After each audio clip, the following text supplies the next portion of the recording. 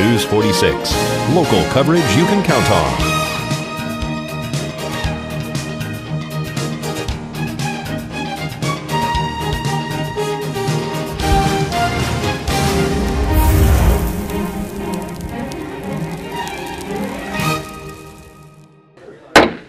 I'd like to call this meeting to order. Mr. Galkin, if you'd come up here and join us, please. I was waiting for you to ask. I can do that for you. Please join us in a moment of silence to be followed by the Pledge of Allegiance. Dr. Waters. For a moment of silence today, if we can remember our town and all of our citizens.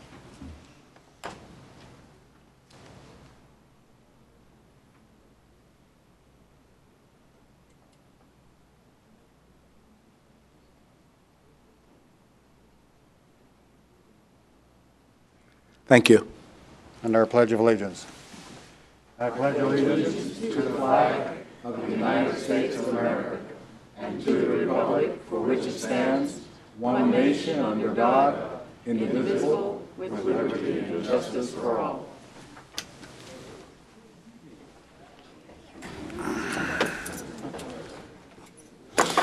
Item number 2 is the discussion and possible decision regarding the moving the order of or deletion of agenda items, and what I would like to suggest. She doesn't like my pens? Were you giving it to me? Thank you. I stole it. To expedite things, what I would like to do as far as the agenda this evening, I would like to move things around and immediately after this make number 3 the presentation, number 4 to be followed by public comment, number 5 to be followed by 15, which is town board member comment. Start over. I can't write that fast. How about if I do this? Number 3 now becomes 6. Number 4 is 3. Number 5 is 7. Number 6 is 4. Number 7 is 8. Number 8 is 9. 9 is 10. 10 is 11. 12.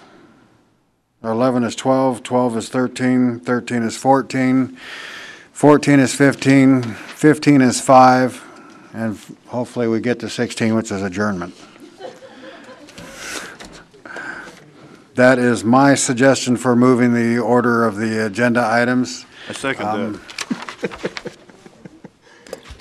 Merely a suggestion, being the chair, I cannot make a motion. I would be glad to so move, provided that we move number 13, the consent agenda, up next and get it out of the way.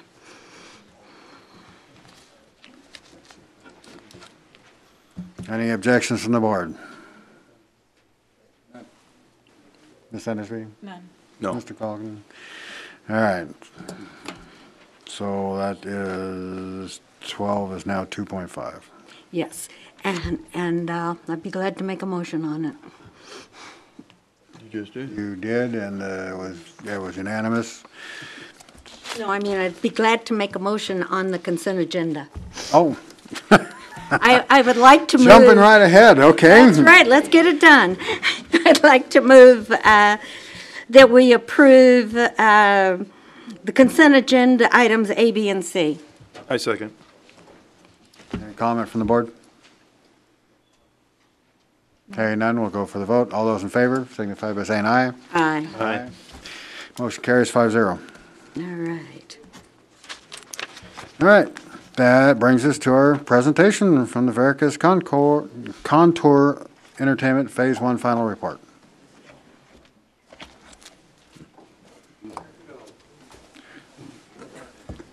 Come on down.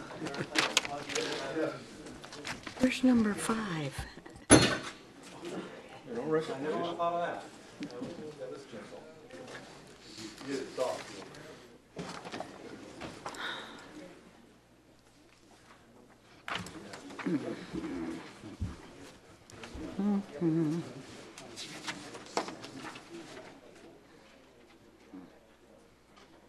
while they're taking a moment to set up, if everybody realizes Number 5.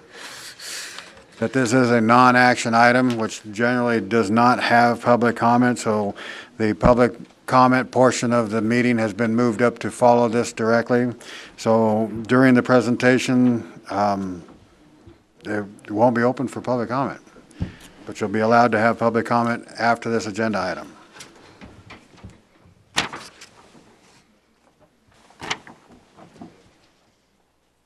Oh, I need to talk some more? Hey, can I talk? Well, it sure was a lovely day today. It was kind of nippy this morning, but it warmed right up. And even though there's a full moon, May I say something? please. In prelude to public comment while they're setting up, we were in Mesquite and we had a presentation by a gentleman who said, you have to keep asking the public what you as a board are doing right. And so I'd like to encourage you at public comment to tell us what we're doing right. Something. All right. Yeah, I know. I have to try to get to share for the online. No. Where it says push. There you go. Do you want me to sit down? I don't know if that's going to... Okay. Good evening, ladies and gentlemen of the board. It's a pleasure to be here, and the general public audience as well. Last time I attended via speakerphone in my office for a few hours to try to get things started, so it's very nice to be here. Obviously, we've been spending some time in Pahrump, and it's our pleasure to submit our final report here based on everything that we've been reviewing and discussing with many individuals here in your town. And happy to report that there's hopefully some very exciting things ahead. So basically, starting with the beginning here, I've elected to create an arc to explain to the general public, since they're here as well as you all, the process that we've gone through in order to arrive at our conclusions. And so I want to just basically step through that. This is basically a brief of what we're going to be reviewing, which is the market research. We always start, of course, with the analytical aspects of understanding the resident and visitor market, which is basically the population from which we will draw attendance to any attractions. Inventory of attractions, which is basically describing the competitive landscape of what's existing and where the opportunities are.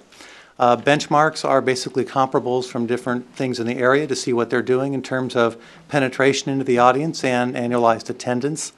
The framework is an explanation of the development process of an attraction destination, and basically stepping through 5 different steps from the initial leap of faith, if you will, up to a final mature market. So we'll be going through those. The concept implications basically are the translation of the market research into the design process to basically understand what will work and how those implications drive our conceptual direction. In addition to what will work, which is answering the fundamental question of, is there something that's feasible that can be developed here? And the answer is yes. Then what Pahrump needs is basically combining this with a broader vision. How to combine those is explaining how that's done, and what that means is the implication thereof, followed by a brief explanation of public-private partnerships, and then the next steps. So that's basically the arc of what we're going to go through. And I know Bill's encouraged me to move things along here, so I will get on through it. At any rate, as I said, for the market research, we always start with understanding the market, which is a combination of resident and visitor numbers. This is basically looking at, and I presume you can see this, you're not like trying to bounce off the back wall. Right underneath it? Oh, okay. It's small, you got binoculars or something. Basically looking at the population in the area, and this goes from, of course, Southern California, as you see in the lower left of the right-hand image, up across the state lines and the Las Vegas market, and then the town of Pahrump is sort of the orange triangle up there, center right. Population density maps, again, you all pretty much know where you are. You've been living here, you understand that. this is the quantified data that is modeled in those charts, basically, with Pahrump in 2010 census at 36,000, and all of Nye County at 44,000. Clark County, of course, is an important market because it's large and it's fairly close. So we, of course, looked at both Nye County, the immediate Pahrump location, and also Clark County, Las Vegas, to understand how we might be able to draw people from that market as well. It is a reasonable source. One of the key aspects in our industry is looking at travel time. Basically, for different types of attractions, people will travel a different distance. So for something that's incredibly unique or very extraordinary, they will travel a longer time than something like a bowling alley, for instance. It's very common. People will travel a shorter distance. They're not going to drive 6 hours to go to a really nice bowling alley, but they'll drive for 6 hours to go to something incredible and extraordinary. So typically, looking at these things, we develop isochrones, which is basically drive time characterized market population. So you'll see on the chart at the right, the 0 to 30 minute drive time, then a small increment for the 30 to 60 minute drive time, and in the 60 to 90 minute drive time, there's a large jump, as you all are very well aware, which starts including Las Vegas. Pardon me. And beyond that, there's a surprising dearth of humanity. At any rate, the key there, of course, is that attractions that are very unique and will be able to draw from an hour drive time will be able to tap into that large market that is in Las Vegas. And I'm talking just resident market here again. We also characterize a number of other different aspects besides just raw population numbers for understanding who these people are. There's an issue of age and financial capability. Nye County, which is the red, I'm sure it's a little hard to see at this distance, but the red skews basically with numbers in the age range. You have an older population, and basically the norm is at 0%. The difference from norm, positive going up means more than, and negative going down means less than averages, if you will. So you'll see to the right that you have a skew here in terms of the age demographics of retirement age folks. Again, not a gigantic surprise to all of you, but that doesn't mean that there's nobody else here. And then the table on the right, of course, shows the actual numbers that make that up in terms of Nye County, Clark County, and then Nevada overall, and the U.S. overall for comparisons. Again, this is just a simple way of looking at the overarching profile of who's living where, how old they are, and then in the case of the next slide here, an issue relative to income. And Nye County also skews to below average in terms of income, and Clark County actually skews to above. So that's basically how we need to income qualify people for different types of experiences. And this helps us guide us in terms of the direction that we propose to what will work, which is the fundamental question that we're all looking for here. And again, without going into massive detail on this, you all, of course, have copies of the report. And I have the submitted copies here to give you whenever you would like those. The summary of this, you will, in terms of the resident population, is that there is absolutely a good population in the 60 to 90 minute drive time, around 60 minutes, creates a very large market with people who will drive that far to do something that is unique and different. Of course, you're talking about Las Vegas, which has an awful lot going on in terms of that competitive landscape. We'll get to that in a moment. But in terms of raw population, there's obviously a market there in the resident population. And now we're going to continue on into the visitor population. Obviously, Las Vegas is key in this regard, and looking at the number of people there, which is around about 17 million people coming through the airport, and something on the order of 37 million in terms of the overall tourist population that's business and visiting friends and relatives and straight leisure travelers. One of the things that we also look at that in terms of not just raw numbers on an annualized basis, but when those people are coming. Las Vegas has been extremely successful in achieving a very low seasonality, which is basically the peaking characteristic of tourists that when they come during the year. A flat seasonality with people coming all the same amount every month is the most ideal thing you can have in terms of a business demand perspective, hotel occupancy, etc. Some of your key attractions here in town, such as Front Sight, that actually essentially close during the summer months. That's a perfect example of seasonality. Their throughput in July is 0. whereas their throughput this month and next month, of course, is going to be much, much higher. They actually have a very flat seasonality over their operating season, by the way, which is a good thing in terms of indicating potential future growth. In terms, and again, looking at the hotel rooms in, again, Las Vegas, Laughlin, and Mesquite, this is just looking at comparables in the surrounding region to understand how their seasonality is being affected by various different things. And, of course, where people are coming from, which is the visitor segment profiles. So, no surprise, there's a significant portion of people coming from Southern California, also a very high proportion of repeat visitation at 96% out of Southern California, which is, again, not surprising, but in the context of tourism on a national and international level, this is really extraordinary and a very important thing. It's important to understand in as much as people who are coming again because they like the product and they like the variety of things to do, so they want to come back.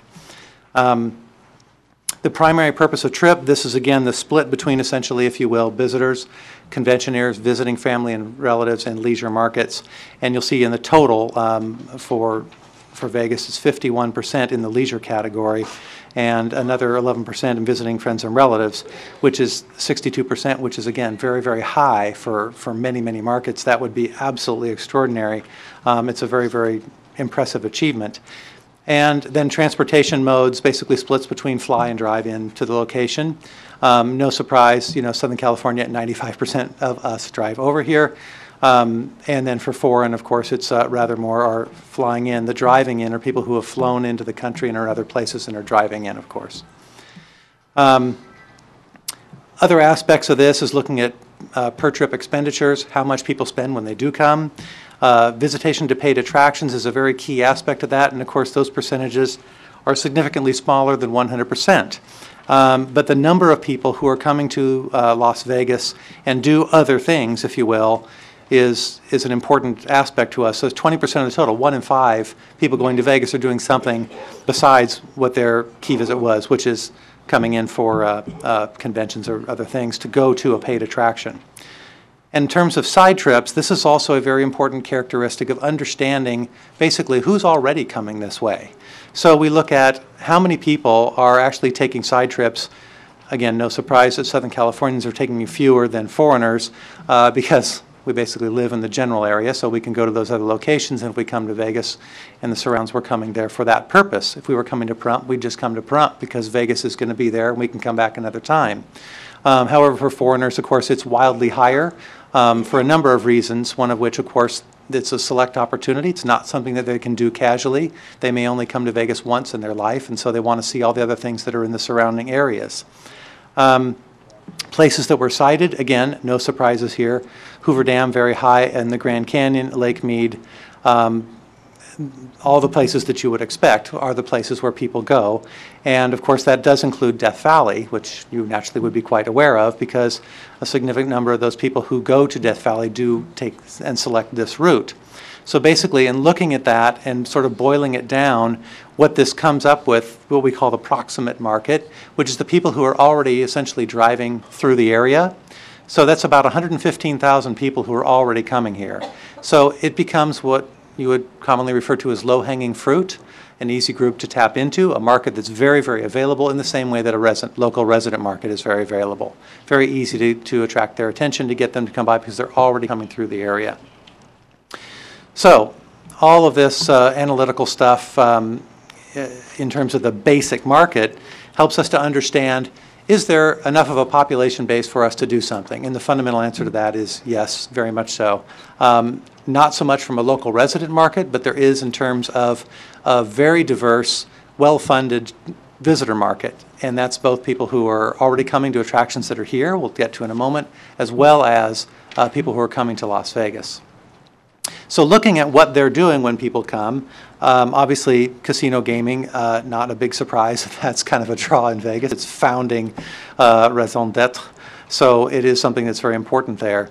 But of course, there's other attractions in Las Vegas. In a similar fashion, a similar vein, in Pahrump you have the same thing. You do have casinos here, obviously. The accommodation and gaming together works very well, and they are attracting people. In terms of the additional incremental attractions that are outside of that key industry, we basically toured around, and I have to say and tell you all very directly that I grew up in Southern California. I actually don't know how many times I've been to Las Vegas because we worked there on a number of projects along the Strip, and I've been back and forth many times, and I'd never been to Pahrump. I had heard the name, and I'd heard, different references to it, but I had never been here. So, to be honest, my expectations, because I have, with Don, traveled to numerous communities who are looking to do something on the tourism spectrum to grow businesses in their community, to add jobs and create economic development. Oftentimes we go in and there's basically, quote unquote, not much to work with, because in the evolution and development of tourism projects, it's extremely difficult to make that first step. We're always a little bit frightened as to what we can find that will work. Well, when we came here, when we toured around, we were very pleasantly surprised by some very high quality, international standard and international reputation, to be honest, attractions, which is a very, very important thing for us to build and grow upon, as we'll discuss later. In the list, outside of the casino side on the right, is the Front Sight Firearms Training Institute, Spring Mountain Motorsports Ranch, Mountain Falls Golf Club, as well as wineries, which is another thing that was rather unexpected and award-winning, of course, as well as things that we had heard about, to be honest, the brothels, which are actually in Nye County, as we learned, just in the proximate area. So there are things that are already attracting people and have already proven a certain aspect of the market, which we'll continue and discuss in a moment. One of the other things that we really began to understand, besides the fact that Nye County is huge, and Pahrump itself actually is very large in terms of acreage. You're very, very spread out, and this is one of the issues relative to the attractions that are in Pahrump. They are spread out as well. Obviously, independent people have come along, taken the leap of faith, and started these different attraction areas, and they've been spread out over quite a large area. So there isn't a sort of central mass to those things, if you will. If you think of a downtown, you go to San Francisco, you just head downtown. Yes, there are different neighborhoods, of course, but you can go to one area where things are happening, and you'll find 15 different attractions all clustered into that area. It's very easy from a pedestrian-friendly perspective to walk around and connect them, as well as public transit and personal transportation. But that's not the case here. Things are very much spread out. So in terms of benchmarking what's going on, of course, we looked at things that are happening in Las Vegas and what they are doing that are attracting people beyond the casino gaming side, of course, since that's here already and not what we're proposing. So looking at those, and they range from a high of $4 million at the Adventure Dome, which was something that Circus Circus put in as an attempt to help diversify their market, and is doing about $4 million a year. Stepping down through New York, there's different rides and attractions. The gondola ride at the Venetian, very simple, small thing, doing about $300,000. And then Bodies exhibitions and the Titanic exhibitions, 200 to 225,000 people. Again, those numbers aren't particularly large, but in the context of what's going on there, they seem even smaller because they're very, very low penetrations. But that's because there is an actual target focus of the people generally coming into Vegas and the types of things they want to do, things that they can't see somewhere else. Museum exhibits and touring shows tour and go to museums. So there's a common thing. The Bodies exhibit has been in 200 different museums across the country, so it's something that's been toured around and displayed many different places. So it's not perceived as something that's extraordinary, unique. You've got to see it, but it may be something you've heard of, and so that's what you want to go see because you missed it when it came through your town. Additional, outside of the Strip area, if you will, of Las Vegas, there are other attractions. Obviously, the Hoover Dam, built on that physical asset. The Richard Petty driving experience, again, a very high-end, unique thing. There are other places, of course, in the country where you can do this, but they are few. They are not that many. And again, it's something that requires, their average is over $500 a person going out there and either driving exotic cars or doing ride-along programs or driving the NASCAR cars out on the rather pricey infrastructure. The Las Vegas Motor Speedway is an asset that has a specific target use in terms of the IRL races that are run there and the NASCAR races that are run there, but those are very few weekends during the year. So the idea of utilizing that asset and exploiting it with other things is of course very popular for everybody. And you've got this wonderful, nice flat seasonality, so you have a good audience there to draw from. And they're doing on the order of 18,000 people a year at the Petty Driving Experience. There's a new attraction there I'd like to point out, which is called Dig This, which is basically a heavy equipment or drive the bulldozer, if you will, experience that just opened recently there, and it is doing extremely good business. Again, about a $500 per cap on that, and basically you get to drive backhoes and heavy dumpsters and big, heavy ground-moving equipment on a 5-acre lot that's shoved off to the side of the freeway next to an industrial complex, and they're basically doing really, really well. It's an Australian group that started it originally and has come over here, and they're going to other locations. The infrastructure that they need for that is very simple. They need a blank lot, they need a little building, and they need some equipment, and away you go. There's a couple other things that are mentioned in here along the lines of sort of exotic vacations, something called Playmate Golf, which is done at the Royal Links Club. And in our discussions, considering all different directions, we're looking at how can we build on sort of existing reputations and existing franchises that are doing well here. So the idea of having playmates go and play golf with you as your caddy or something else was something else that we looked at just to see how they were doing. And of course, they're doing quite well. High dollar, very low volume market, if you will. The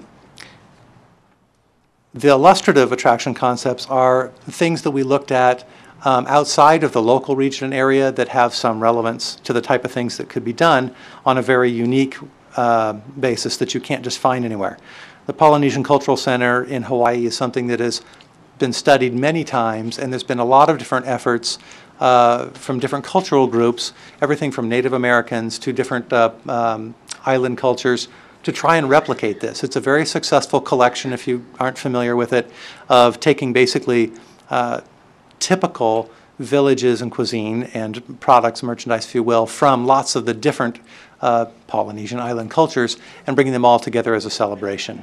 So it's a very sort of edutainment-oriented and focused attraction. It's very popular and, again, highly regarded and something that people love to study and try and replicate in some way. Discovery Cove, again, this is a very, very sort of high-end experience of basically swim with dolphins. Fantasy of Flight. There's actually a version of this, I forget right off the top of my head the actual name, outside of Las Vegas, where you basically get to do dogfighting going up in real planes. Sorry? Henderson. I can't remember the name, but I know it's not far. And then the last one I wanted to point out here is called Drive a Tank in Kasota, Minnesota, because this ends up having some relevance here. This is the only one in North America. You've lost me again? Yes. Okay, I'll just keep on talking.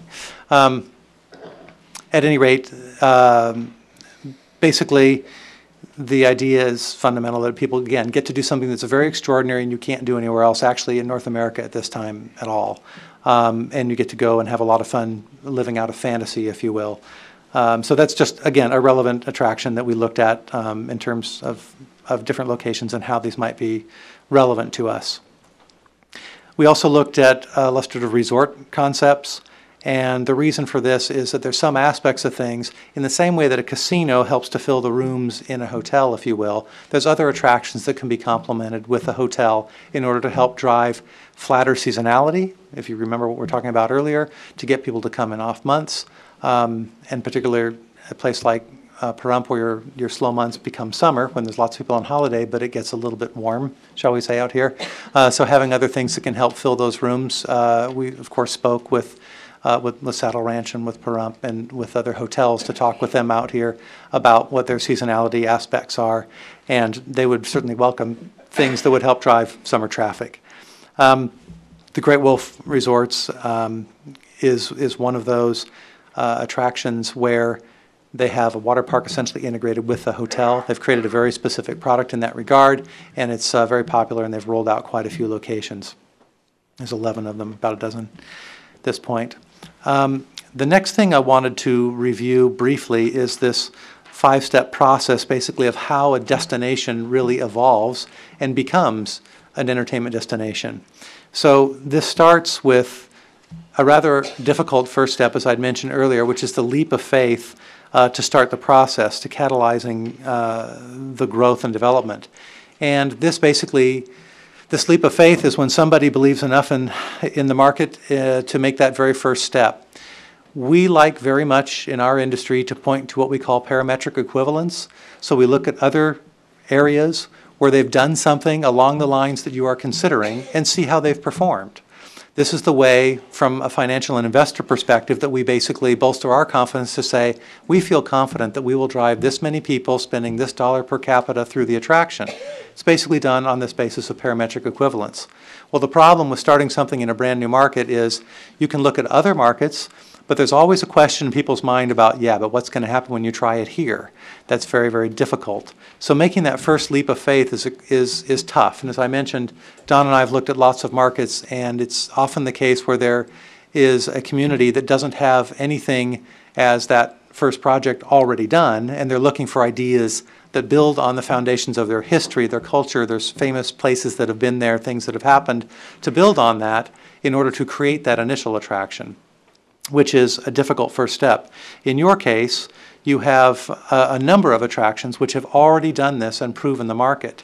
In our discussions with three of the major players in that regard, which is Front Sight, Spring Mountain, and Mountain Falls, they have not only made that leap of faith, but they have proven the market, which is that next step, prove the opportunity.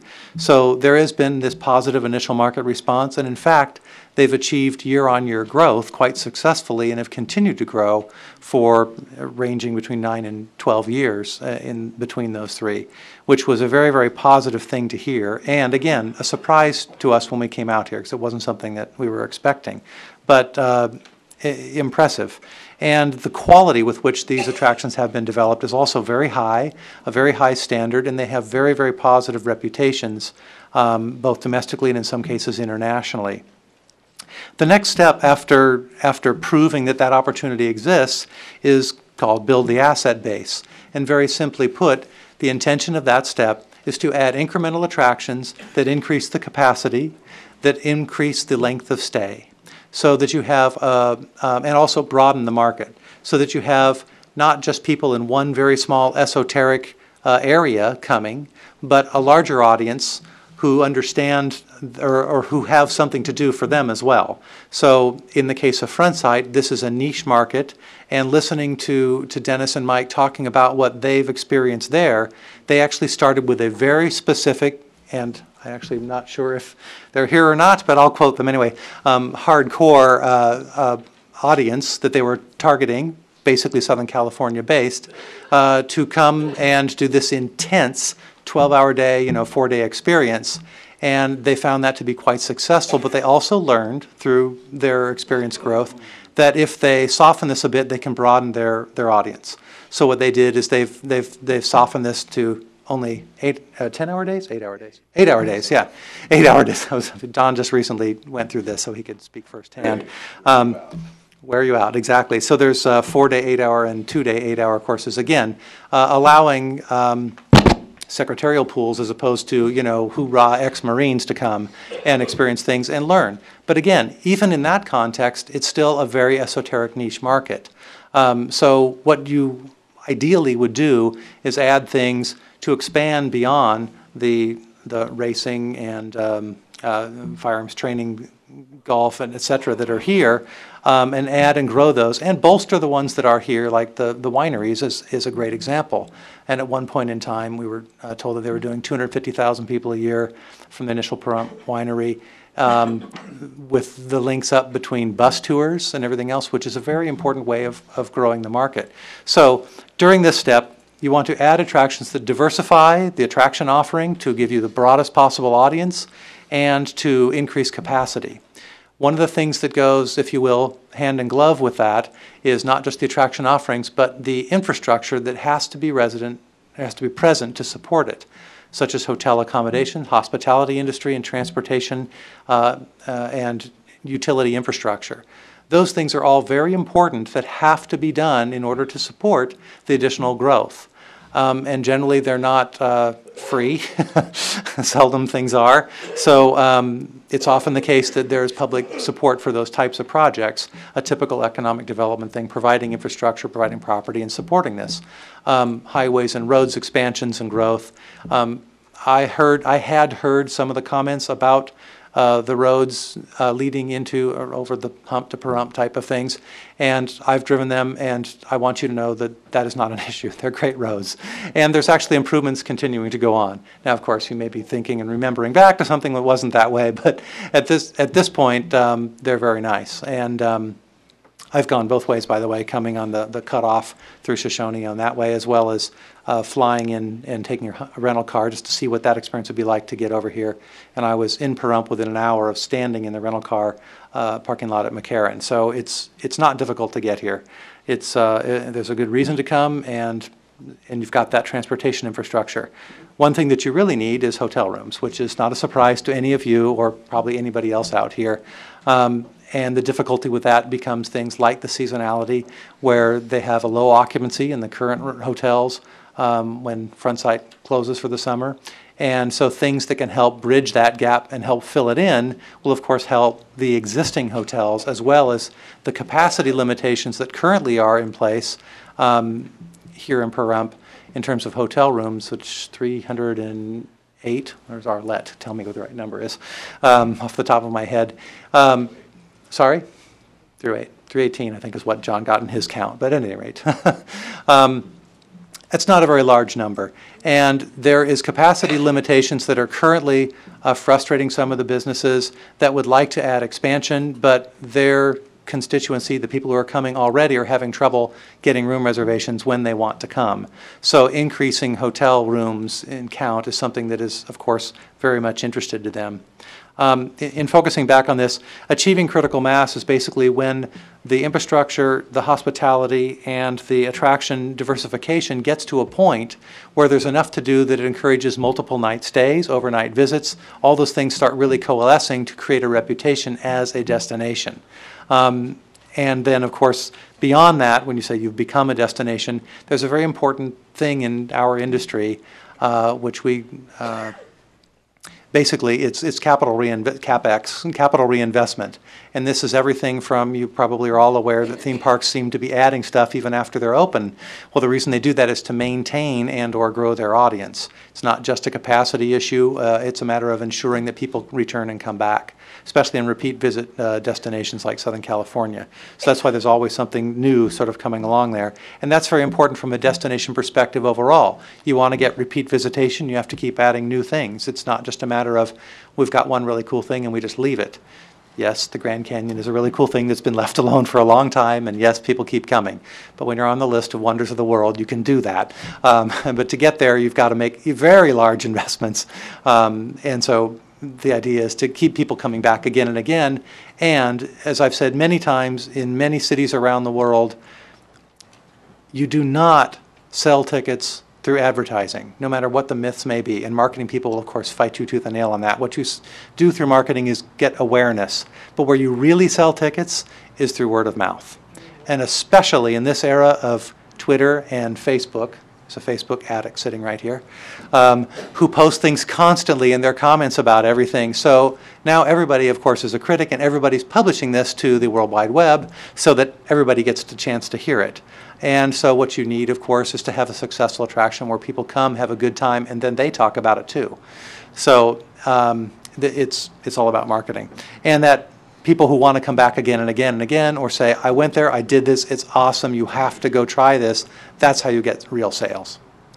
At any rate, we're going to refer back to this again, so please keep in mind the 5 steps here, from starting the process, proving the opportunity, building the asset base, achieving critical mass, and then truly becoming a destination. And you are currently right in the middle of that, in building the asset base, expanding the attractions and the infrastructure to support it.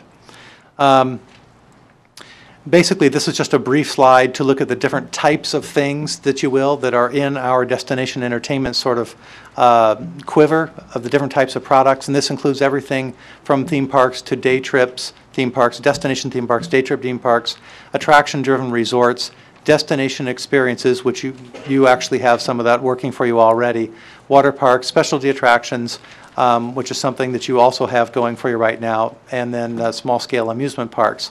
And you can see in that the sort of investment ranges that are required, the basic model in terms of revenue and overnight stays, the typical sort of attendance drivers in that, and the price points and typical locations. So again, I know you all are going to pore over the report at length, but it's just to help people understand that you don't do the same thing everywhere. And even within the context of these categories, it's very important to do something that is appropriate for your market. I know I'd mentioned this in prior discussions we had about ensuring that what we develop in terms of a conceptual direction for Pahrump is something that belongs in Pahrump and isn't something that has a personality that's disparate with everything else that's here. It's important to be sensitive to what's being done and to complement that and grow it. Otherwise, from a very simple businessman's marketing perspective, you confuse your audience. So you have an identity in Pahrump, and to build on that and grow it, reinforce it, is exactly what we would like to do. So based on all that, very brief summary of the analytical side of what's been done to lay a solid business underpinning in terms of these relevant parametric equivalents of what exists here, what is the size of the market, what types of products are here, and what types of products could come here. The direct question that we were asked, of course, is, well, so what can we do? What will work? And as I said, we're currently in this third rung of adding additional growth, if you will, in terms of your attraction offerings. So what will absolutely work right now, which will not require a significant public support, is additional high-end, high price point, low throughput attractions. That's basically what you have right now, and that's what's working. And you do not have the hotel infrastructure to do a large capacity project. And something that's very important, of course, given the reality of your location, you have access to the market of the people who are coming to Las Vegas and those who live there. But they have a lot of things going on in Las Vegas, and they're not beyond stealing a good idea. So one of the things that we laid out from the very beginning in terms of talking about this in our charrettes and brainstorming sessions was, what can we do in Pahrump that you can't replicate easily in Las Vegas? Because if you do something here that's easy to replicate, it will be replicated closer to the source market where the people are, and then they have a choice. Do I want to drive an hour and do this in Pahrump, or do I want to go 10 minutes down the strip and do it there? And we all know the answer to that. It's just simple human nature. So we immediately started thinking, well, what sort of things could we do that they cannot replicate in Vegas? And we came to two fundamental categories of things in terms that make you unique. The first is, there's things that they can't do in Vegas because laws won't allow them to do it in Vegas. And you already have successful attractions here that work exactly along those lines, because you have legal brothels up here and they do not have that in Vegas, and you obviously get patronage up here. That's just a simple, obvious, and from our perspective, fun and playful example to use regarding what this means. Things that you can do here that you can't do in Vegas. So that's one thing that you can do. And the second aspect of this is things where the land requirements or other aspects of the project make it economically unfeasible. We've talked about land prices, looking at property up here, obviously, and this ranges anywhere from $5,000 to maybe $10,000, the high end $20,000 an acre. And Al Balaqui quoted me a number in Vegas of about $400,000 an acre, and that is a very simple way of understanding the point. And of course, it depends on where you are. Right in Center Strip is going to be wildly different in the millions versus land that's further away. But you can't get that far away to the point where the prices drop. But it is one of those things that make it, that you have as an advantage that you need to play to. So those are the two sort of fundamental examples there of things that you might do. And this leads to one absolutely viable attraction that we've characterized and proposed here, which we call Think Tank. And the reason for this is basically the drive-a-tank experience, if you will, adapted to create a broader audience from the sort of hoorah paramilitary target, if you will, that you might immediately think of. So yes, you can absolutely get those people who come in and want to play commando or work through an issue from living through it in the real world.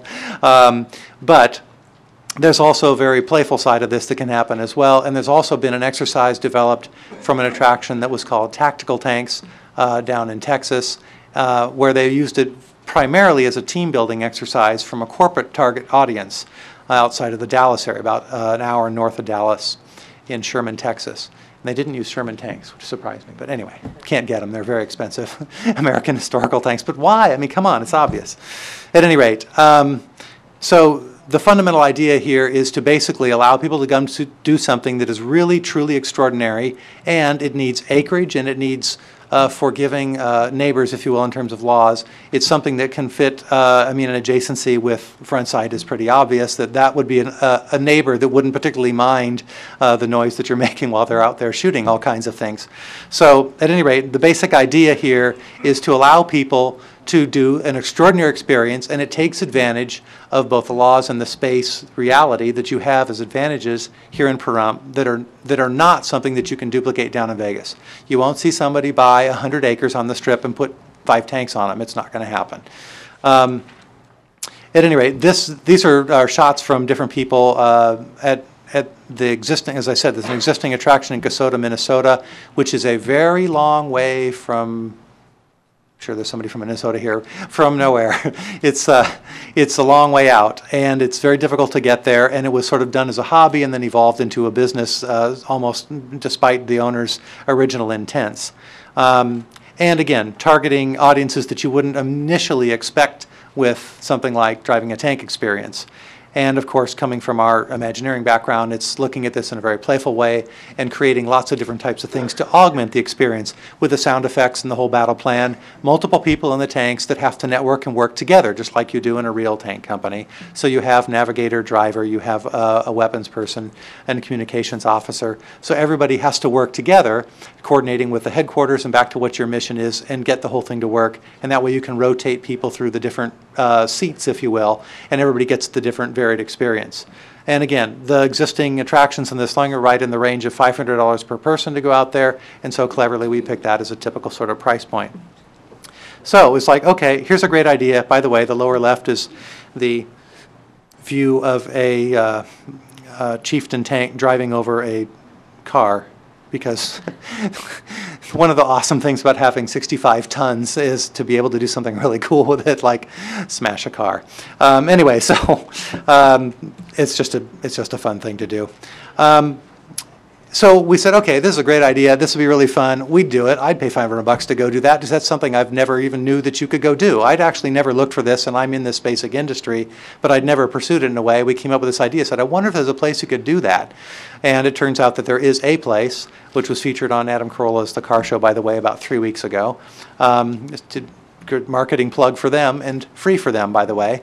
They had to give away a tank drive, and that was it for the film crew. So we basically said, okay, this is something really fun. We'd love to do it. Will it work in Pahrump? Does this make sense? So we went through a preliminary due diligence to put together a quick model to understand what would happen. And one of the very first issues that we asked, of course, was, well, okay, that's cool and all, but what's it cost to buy a tank? Thinking that it would be an outrageous amount of money. The first point there obviously requires significant land area to operate and understanding neighbors. Part of why you're not going to see this in Las Vegas. And then this is the reference to driveatank.com in Kasota, Minnesota, if you want to see more of those little videos of them crushing the car and fun stuff like that. In terms of the revenue points, about $500 per cap, meaning per person average, equivalent to Dig This in Las Vegas, the drive a car, exotic car stuff, although this is a longer experience and frankly much more unique. Then Dig This is on capacity about 5,500 people a year, and this is likely to be similar.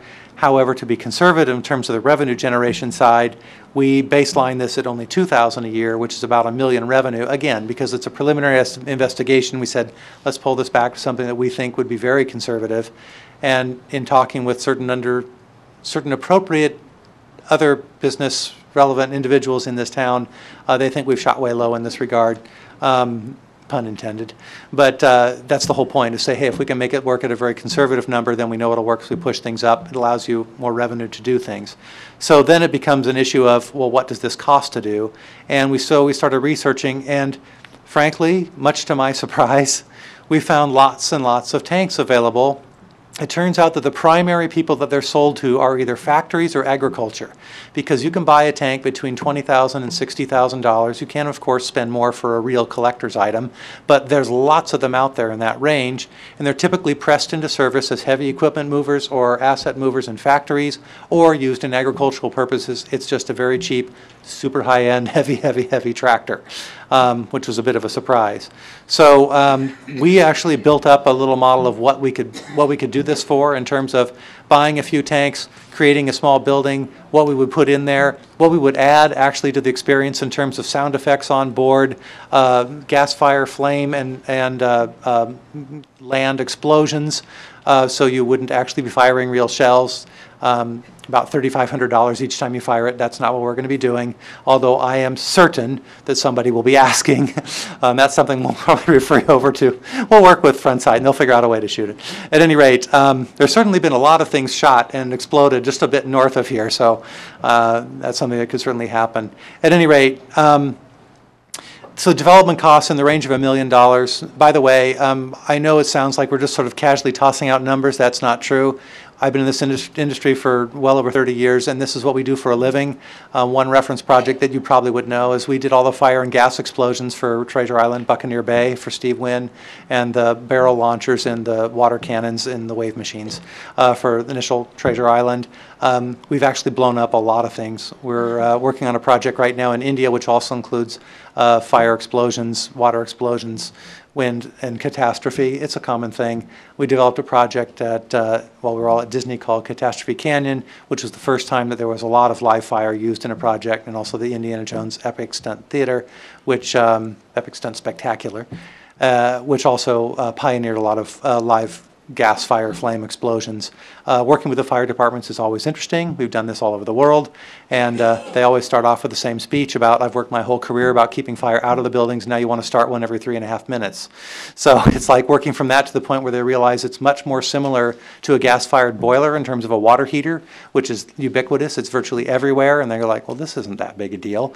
We're very professional and safe about the way we do this, and we would do the same thing here. It's not a bunch of crazy renegades. We don't do this like they do in feature film, which is strapping many plastic bags full of gasoline together with Primacord and lots of other stuff. It's not going to be done that way, and it won't be like Class 1 pyro going on every day, but a lot of fun things with other sorts of systems. So in terms of this exercise, this is the low end, if you will, in terms of development. You could go way lower. Actually, the initial proposal was something along the lines of what they did in Minnesota, which you could do for $250,000 very easily, and then certainly make it work. But that wasn't nearly enough fun for us, so we added a bunch of things, sets and stories and all the things that we do. So that pushed it up sort of as $1 million baseline. It's about $650,000 in operations. That jives with a typical sort of market margin in our industry, and also we built up a staffing plan. We built up what those people will be doing, pay for insurance, marketing, advertising, all the things that you have to do, and came up with the number to back it up. Yep, we feel good about that. And also verified independently, by the way, between our operations estimates and group and our feasibility consultant, John Turner from Proforma Advisors, in the same range. And of course, what that does is it gives you about a 3-year payback and a significant upside potential, because if you're actually doing 8,000, you can do the math. You're making a lot more money than you're doing at 2,000. But of course, you need more tanks, which is just cool. So anyway. So that's the idea. So that basically says this is something that will absolutely work right here, right now, and it's something that doesn't need massive public support to do it. It could absolutely be done as a straight commercial development, and that's all well and good. But the reality is, if you think back again to our 5-step process, you're in the expand the attraction base mode right now, and adding one little incremental attraction that creates a dozen jobs or 30 jobs, whatever it turns out to be, and a few $1 million in revenue, which of course you'll generate taxes off of. That's all positive, it's all good, but it doesn't provide a leap in terms of where you are.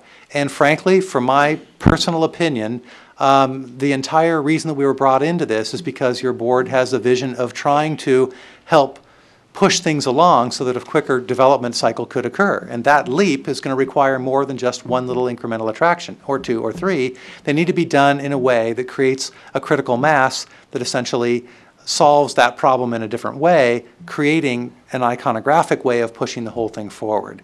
So the next slide is basically entitled What Pahrump Needs. So in addition to attraction and expanding and building the diversity of attractions here and growing your audience, growing your capacity and overnight stays, one of the things that we very much noticed as we were in Pahrump is that there isn't what's typically the First and Main sort of downtown, old town, where the old buildings have been restored and are kept in place and everybody goes there and it's a pedestrian-friendly area to go walking around. And frankly, we didn't find it. Yes, there's some old things down at the museum. We did see that, railroad tie cabins or something like that, if I recall. But there isn't a place that's really like that crossroads. I mean, really, the town center, if you will, is sort of the intersection right there by the Nugget and Terribles. And those are set back way beyond a sea of asphalt parking. There's no street frontage that really embraces it and says, hey, come out and walk around here. It's like, park, get in out of the heat before you melt. And so that is something that's really kind of missing here and is typical in terms of high energy environments. So the idea is, in other communities, and that's why I mentioned these, like Riverwalk, which was a specific economic development project done in San Antonio to help push along development and to remake an area that had been downtrodden. So it's a matter of developing a project that can create that a fun pedestrian-friendly environment and adds to these things as an anchor, and also provides an iconic symbol, if you will, in terms of Pahrump in that regard. It's a marketing element, actually. So the way that you combine these basic ideas is these attractions that can absolutely work on their own can be integrated with other elements to create what we call a critical mass. And that is basically putting enough there. So that when people come to this point, it's not just, well, there's one thing to do. Like if you go up to Spring Mountain, you can have a great time, you drive a car, and then when you're done, you get in your car and you go somewhere because there's nothing else right there to do.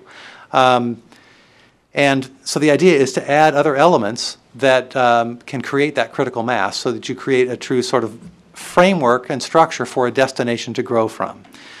Some of the other things that we heard repeatedly on our interviews and talking with people here, besides more hotel rooms, is, could we please have a cinema? And just so you're aware, the sort of structural metric in that regard is something like 1 screen per 10,000 people. So it's like, well, okay, 4 screens, we would be thrilled. Just give us something. So it was a request we heard at least a dozen times from different people as we were talking to people about things like, if you could just come up with a cinema, we'd be thrilled. But just a standalone cinema is also difficult. So having it in a district where you also add some additional dining and other potential family attractions, which is another thing that we heard repeatedly, nothing to do here with kids except nature, if you will. Yes, of course, you can go horseback riding. You can hop on a quad runner and you can go tearing off into the mountains and search for petroglyphs. And there are absolutely lots of fun things to do around here, but having those coalesced into an area, again, is very different. If you remember the map that shows where everything is right now, it's very much dispersed all over the valley, and to have a central location where you have these things clustered creates that launching point. A dedicated event space. You've begun doing events here, and those are very successful at getting people to come for the first time because it's like, hey, this is what's happening in Pahrump. And that's a huge, wide breadth of things, everything from Don's personal favorite, the sort of medieval festivals and Renaissance fairs, which, as he will happily point out, are pathetically executed in Las Vegas, which is a bit scary considering the sort of talent that you got in Las Vegas for doing any type of theatrical anything, and yet it's not well done. And to be able to do something really cool along those lines here, you need space, and you need that space adjacent to some infrastructure. So it can be done. It was done in Agora Hills for 6 weeks every year in the LA area, and they had a dedicated space. They moved it to another ranch, but it had some support and infrastructure and a huge audience, of course. So that's another thing that could complement this and create that mass. And also when the events are there, of course, it creates an audience. In addition to that, one of the things that is really lacking from our perspective is really a Pahrump visitor center. And what I mean by that is that we spoke with the tourism board eventually, which was very nice. And they had come up with a slogan basically for Pahrump as the base camp to adventure, or base camp for adventure. And to be honest, again, we were surprised a little bit because we're like, that's really good. I mean, you guys are right in sync with what's going on here. It wasn't somebody trying to skew it like, well, what I really like is basket weaving. So Pahrump, the basket capital, it's like, oh my God, now what do we tell them? Like, you aren't, and that doesn't work, and no, don't do that. But instead, it was something that we were very happily surprised about and is absolutely spot on in terms of the fundamental trajectory that you've also already developed in terms of a destination. So having a visitor center creates that first point of entry when people come into town as visitors, don't know where they're going and want to know where things are. It isn't difficult to get between the attractions here. If you drive into town, driving between them is not hard. But having that anchor point, that focus, and some attractions to do at that location is a fabulous, true base camp to adventure. So basically, what all that means is in order to construct the additional mass of those elements beyond the attractions that are self-justified in terms of an independent financial analysis, you need to create support for the development from the public sector, because all these other things, the additional mass, is financially more difficult. And that's done by creating a public-private partnership, which we're going to talk about a little bit later. But what that all sort of delivers, if you will, is what we've basically, as a working title, called Adventure Springs. Again, tying into the town of Pahrump, as all the residents and you guys are well aware, the name Pahrump, of course, comes from Parimpi, which is water from the rock, or in modern vernacular, a spring. And water is a very important thing. It's frankly why you guys are here, and that's why the name was there, and it started as an agricultural community because the water was present. You have water, which is a huge asset, of course, in the desert. And then the idea, base camp to adventure, big leap there, so Adventure Springs. It's sort of also, of course, there's a connotation of the slinky spring, if you will, launching you off into the adventures that surround it. And that is, by the way, including all of the different things that are here. It's not about, oh, we're going to market and target the initial development and that's it. This is a marketing platform for everything that's already going on in Pahrump and can grow from that. And so the idea is to make all of these things sort of coalesce into an initial destination, and so this is the first draft resort plan for that. So the basic idea would be that, and again, I don't know if you can't see the mouse, but this is the entry road. So our target would be adjacent to 160, and there's potential site at the fairgrounds that has that adjacency, of course, and that you have some control over, which is handy. At any rate, so you would come up, 160 would be to the right side. The point being that when you come into town, it's something that greets you, as opposed to having to go all the way through the town and out to get greeted. That seems a bit odd. And your vast majority of traffic is coming from that side, from the east. So those two roads, if you will, are the access roads coming in, the sort of westbound and eastbound traffic roads that come in. The first thing up in the upper right there would be the visitor center. So people who could come in, they could stop there. There could be a bus stop, or you could basically make it very easy to get in and out of, and you have that initial orientation. That's where you would be basically marketing everything. If people are coming to go to Saddle West or to the Nugget, and they're coming up basically because they've heard about those, and that's where they're going to stay because they booked a room, all well and good, but they go, what is that over there? And you'll see what they're going to see in a moment. And so it immediately draws them in, and from this point, basically looking down across the water, you get this view of this jewel of a development, if you will. So sort of running around counterclockwise, the first sort of, well, I can point, I guess, better with the mouse than my finger. This area right here is a hotel. This is basically set up and size scaled as a 100-room hotel as an initial step to just start making it happen, if you will, that keeps the economics very reasonable, and your occupancy, I'm sure, would be just fine. And also, again, it's not a massive hotel that's trying to castrate or undermine the capacity of the existing hotels. It's a complement to what's going on in terms of an existing 300-room infrastructure. It's not trying to swamp it with a Vegas-style hotel, obviously. And it's appropriate in terms of the economic risk and what's going on in the town. This also has, just to the left of it here, this is not a hotel wing. This is actually an indoor section of the water park, and there's also an outdoor section. Because although it is absolutely true that during the summer months it gets a bit toasty to be outside, and even in a water park it can get hot, although having an office in Dubai, we go places that are much hotter and they're humid as hell. 125 degrees in Dubai in August and 95% relative humidity, which is not nice, especially from somebody from LA who likes the dry heat. It's miserable. However, Wild Wadi is a very successful, about 750,000 people a year there, and of course stuck in the middle of the desert. The point being that we would provide an indoor section here because during the summer, when it's potentially a down season in terms of overall occupancy, but the water park then has an indoor section that is very comfortable to use, and you can still, of course, use the outdoor section, but you won't want to stay outdoors. You'll want to be able to go back and forth. So that's basically what's going on there. This is dedicated parking for the water park, dedicated parking for the hotel here, and of course a porte cochere and drop-off. Then this next region, if you will, here, this is all what we refer to generically as family entertainment center type of products. So it's family targeted, easily scalable to different types of elements, which includes things like go-karts and batting cages. And then over on the right, this is a miniature golf course. These are easy things to do that are very family-oriented. They're not particularly expensive in terms of initial investment, which makes them appropriate. You don't have to do 1 million people a year through these things to break even and make money.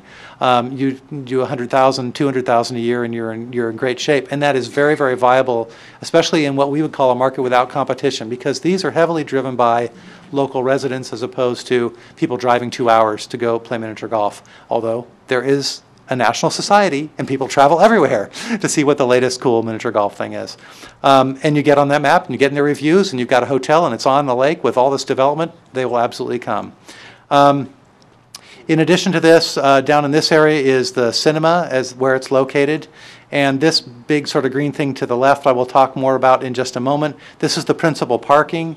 The access around here is, as I said, hotel, water park. This is basically back of house access, so this allows you to have some infrastructure for support deliveries for restaurants, all that sort of things on the back side, and then on site. And the primary entrance would be going around this way, the clockwise side into the main parking at the back end, if you will. And this little element here is the basically reservation and check-in point for the think tank. So this is where you basically would come in. It's difficult to see at this scale, but there's little tanks out in the front there, and a building to check in, and of course filled with very cool merchandise. And then at that point, once you come and you check in, then you hop on a little Jeep, half-track, Hummer, ATV, and then this takes you out to the remote headquarters, out basically in the desert, where the shed is with the tanks, and that's where you hop on your tank, and then you go blast over 100 acres and fulfill your mission. So this is the basic sort of overall plan of elements. This is intended as a structure upon which to build. By the way, the sort of green oval to the right is just characterized as event space. The idea would be that this has some frontage, if you will, along there with the infrastructure. It's easy access, and of course there's plenty of land beyond this. But the idea is this structure allows you to fill in those other light green blank spaces with additional attraction development.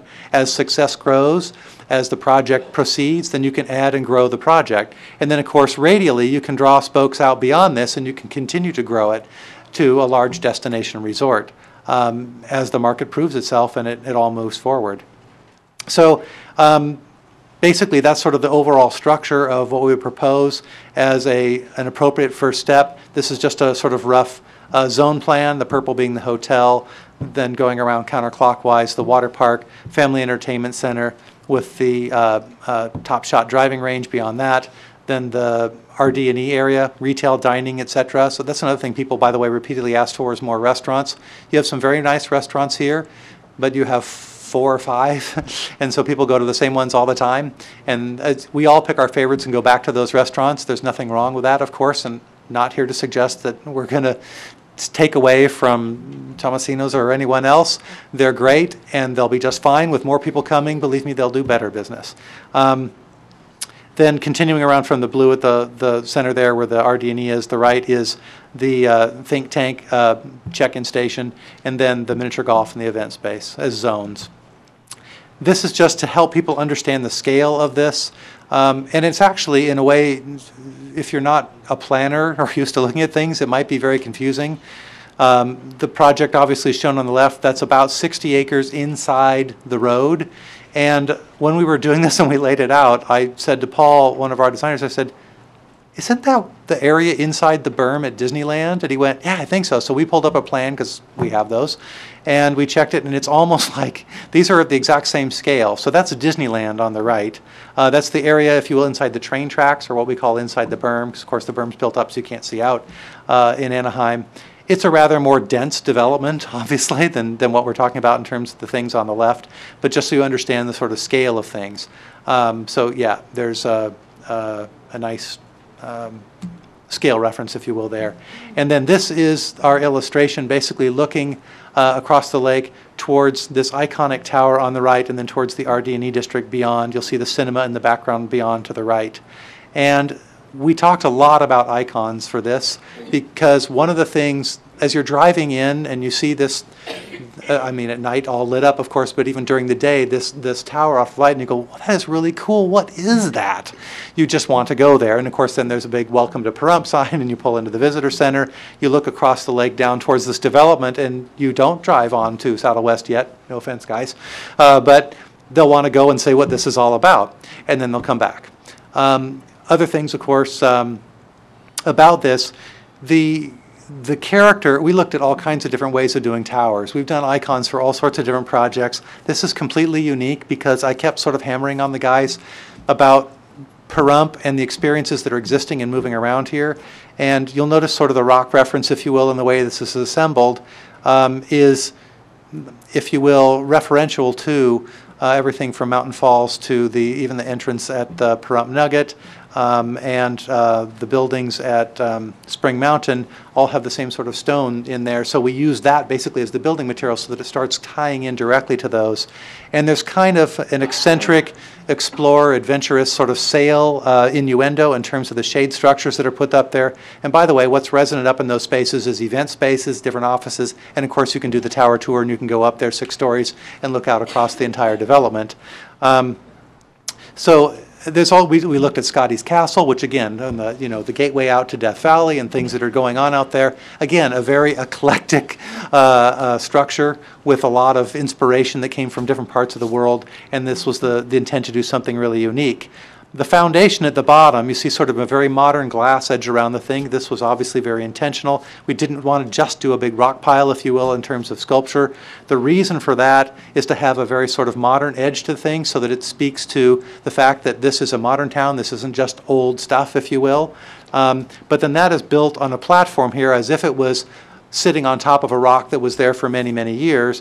And within that rock, there's the hieroglyphs and things that are actually copied from the ones that the Indians carved many, many, many, many years ago in the surrounding mountains. So again, in a very subtle way, it's tying in and paying tribute to the reality of what's going on here, with the specific intention of guiding people and launching them out to go see all those other attractions. It's not about stealing people from the other attractions to come here. It's just the opposite. It's creating that launching point and then marketing for all of those different places so people go out and see everything. So that's just basically sort of where we have ended up in terms of what that is. Other elements, and these are just reference images for the types of things that fit in there. Again, I know you've seen cinemas before and probably have been to various retail dining entertainment districts. That's everything from City Walk to River Walk, all kinds of different areas like that, where there is the synergy of creating a collection of playful environments with different restaurants, dining, and some small retail experiences. It's not a shopping mall. It's not big retail square footage. They're small, eclectic things to do, because when people come to a unique destination, they want a souvenir from that experience. So it's souvenir-oriented retail. And of course, dining. And by the way, just speaking of this development, one of the key issues here is, I've been speaking a lot about visitors and tourists, but the idea of putting in the cinemas and creating this critical mass is also speaking to the reality of what residents told us they really wanted to see here. So this is playing in a very specific attempt to coalesce the demands from a tourist market with the demands or requests, if you will, that we've got from the local residents, the type of things that we would like to see in our town. So it's pulling those all together. So it creates another place to go out.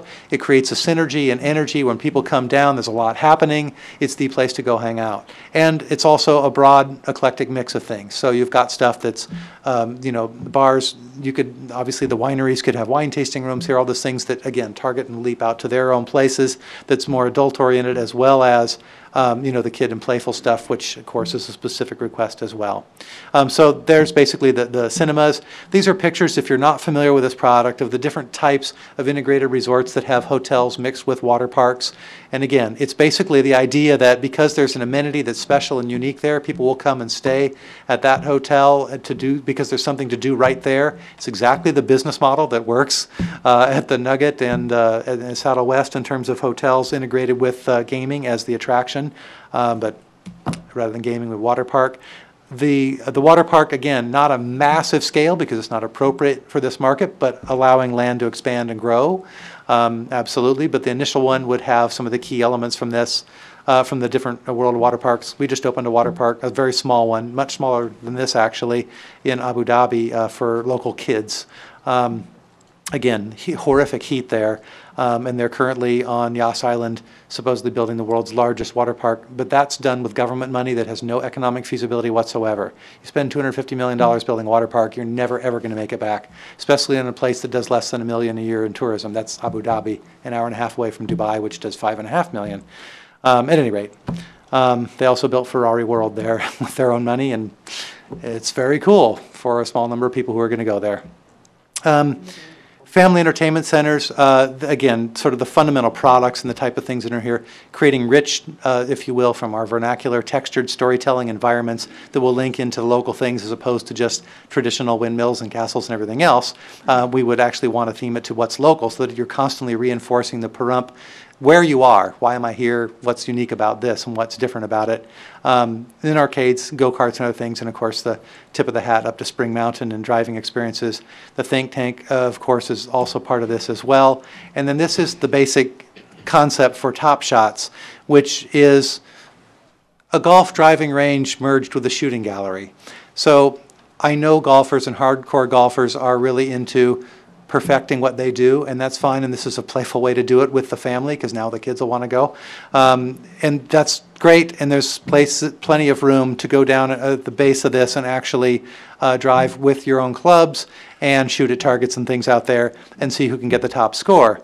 We also have added essentially golf machine guns, if you will, at the top, which is compressed air fired golf balls, so that you can blast out things for those of us who have, yes, been on a golf course, but know that if I'm trying to hit something, it'll be a long day trying to hit anything and have some fun with it.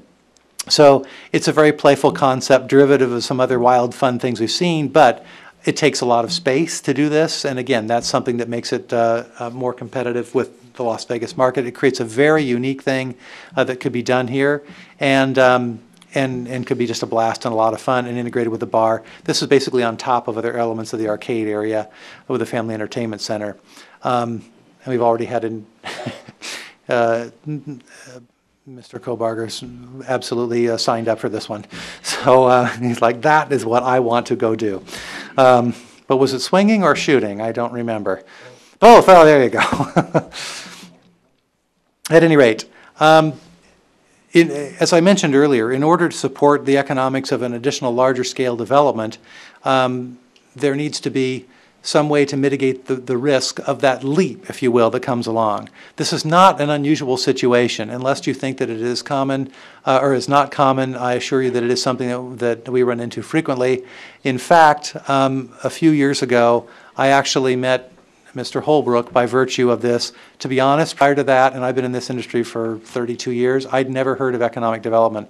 I know you guys as a town board are very familiar with it and the typical structure of going after and trying to get different companies to come to your town to build jobs and grow economically. I have worked for private developers and for private corporations and for governments, we're doing economic development. I never really thought of it that way. The government wanted to develop and build something to attract tourism, so it was a tourism development initiative, but I never thought of how that would work here. But it turns out that this is something that's very common, and there's a lot of well-developed methods and methodology to this, which are absolutely not my expertise, but it is why basically we've partnered with Mr. Holbrook here because it turns out that he's quite good at it. We met on a project down in Texas where he'd assembled things and put together the plans, gone 4 times to the state legislature to get laws passed to create special zones and to add special zone, venue parking taxes and things like that that allow tools to help basically support and reduce the risk, support the project and reduce the risk that allow it to happen. So with my very superficial overview of what a public-private partnership is, I'll turn that over to Don and allow him to briefly explain. Can you hear me? Well, I think my throat's parched. I've been waiting so long to say anything, which is very unusual for me, as I'm going to take that away from him before he says anything.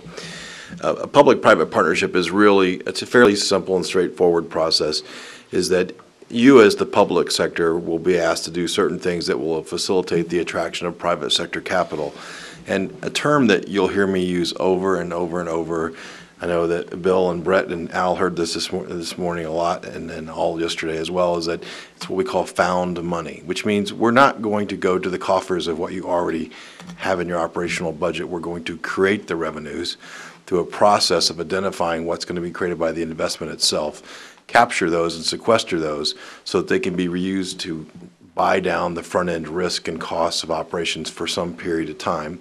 And then at that point, it basically has an exit strategy. They begin to do their regular payments for everything that they're doing, and the zone that you necessarily would be in would then allow you to use those revenues for other economic development efforts. I've seen in Texas, we used it to help augment and provide scholarships for all the graduates of the high school. Everybody gets money towards college or technical school after they graduate. So we identified uses and sources of the revenues that were created by the project itself. Once we had paid the costs, let's just say that we agree upon in the process, and usually I use 20% as the threshold. We're trying to provide about a 20% threshold of your money that they're creating that you didn't have in the first place, and returning it to them over some time period, usually 10 years. That's all negotiable, by the way, but we'll have a formula for how we come up with this money that will cause them to want to invest in Pahrump, and it's a very commonly used technique. Many times, as Chris knows, I love to go to special legislation. It's something I really believe in, because I believe very few places in the country and the world, by the way, that I've seen just are prepared to do whatever it is the investment calls for, because they're cookie cutter laws, no offense, but they're cookie cutter laws that aren't tailored to specific investments. What you need is something that works exactly for Pahrump to get the exact investment they want. And it usually just means that the tailoring or customization of some existing laws, or asking for some precedent to be set on something that's reasonable on a limited piece of land. So what I was saying today earlier was, it's not like I'm going to come in and say, I want you to give the entire county of Nye County and all the city of Pahrump these powers. We're going to ask for a special favor on a piece of property that we define, and inside those borders, you'll be able to create revenues that you'll return to the developer to some point until we reach that threshold equity. And then at that point, those monies are yours to use for other purposes. Whatever you decide up front that you want to use them for: economic development, additional educational infrastructure. And other places have provided, as I said, monies for graduates who graduate from high school to have monies to use for technical school, for college, junior college. There's lots of really cool community uses for funds that are created by these projects. Every project I work on, one of my unpublished things that I talk to people about, I like to have a really strong community purpose behind those funds once we've paid back the development front-end costs that we agreed to, because I think that gives the community something very tangible to work from. So again, the public-private partnership is just putting together a public sector clients, such as yourself and the county, because I think you'll need to have a partnership with the county as well on these things, and a private sector investors to achieve an agreed-upon set of results. And it's for a specified period of time. But as any partnership goes, it also sets rules for how you're going to treat each other. So how are we going to treat each other during this process? How do we mitigate things as we go to development and get it to fruition? But again, I think you'll find that it's a very simple and straightforward process of getting this thing brought to the market and getting it funded, which is our objective is, let's get this built, let's get it funded, let's get it operational as soon as we can. Thank you. So, what's next? Mike's first question. So, what's the next step? I know. That was my first question this afternoon. What's next? That's right. What's next? The town will define a working structure, and that's basically understanding how we're going to work together to move things forward, and that we will prepare with our team a proposal for the next step, which will outline specifically what we will do, what those tasks are, when they'll be done, and the results of that effort will develop the concept with a business plan and the aspects of the public-private partnership that Don was just speaking about, and how those all work together in a pro forma, which is a financial business model of how the whole thing will work and why it will work, along with the concept development, which has to be taken to the next level in order to prove out what it will do in terms of economic feasibility. By that, I mean, how many people are going to come? What will the revenue per cap be? Therefore, what's the total gross revenue stream out of this? What does this mean in terms of operating net revenues, and therefore what can be paid back as a capital investment? Following that, in phase 3, the financing structure and appropriate investor solicitation package will be assembled. That's basically the step where then we assemble the whole package to take it to market. So as we define what this is, then it's a matter of developing the appropriate documents, if you will, in order to bring in the investors. So it's a very specific phase that's targeted, okay, we've defined what it is and how it performs. Now this phase 3 is, okay, let's package this up in a way that we can sell it. And we're doing this now on some other projects. But basically, it's assembling the, whether a private solicitation memo, the tools that you need to go through, and depending on the investment level, what you need to do, because you get up to a certain level, you need SEC registration and all those sorts of things. So it's a matter of understanding all those and how it's going to be done. And also, I want to say from the very beginning, and Don alluded to this, we work on projects all over the world, and the fallacy, perhaps, that we run into sometimes is that people think, well, if it's such a good idea, why doesn't somebody come here and put up the money and just do it? And the answer is really wildly simpler and more obvious when you think about it, and that is nobody, no investor who's looking for straight economic investment opportunity is going to come into a community that does not believe in themselves. So there has to be a combination of the public sector support and local investors that believe in the project. As we've said, you've already had demonstrations of people who believe in this community by investing millions and millions of dollars in the projects that are already here.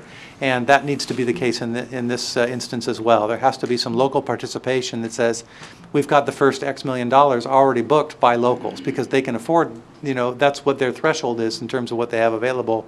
But they believe in the project, so they've ponied up. And that creates a very important signal to the outside investor, like, okay, the local guys are absolutely in, so now I'm riding on their faith because they know their market. I'm an outsider, I don't know, but they're living there. And if the guys living there are writing checks to get involved, I'm confident that I want to come in. The financing is put in place, and then the very simple aspect of design it, build it, and open it. The things we love to do. Basically, then you get done.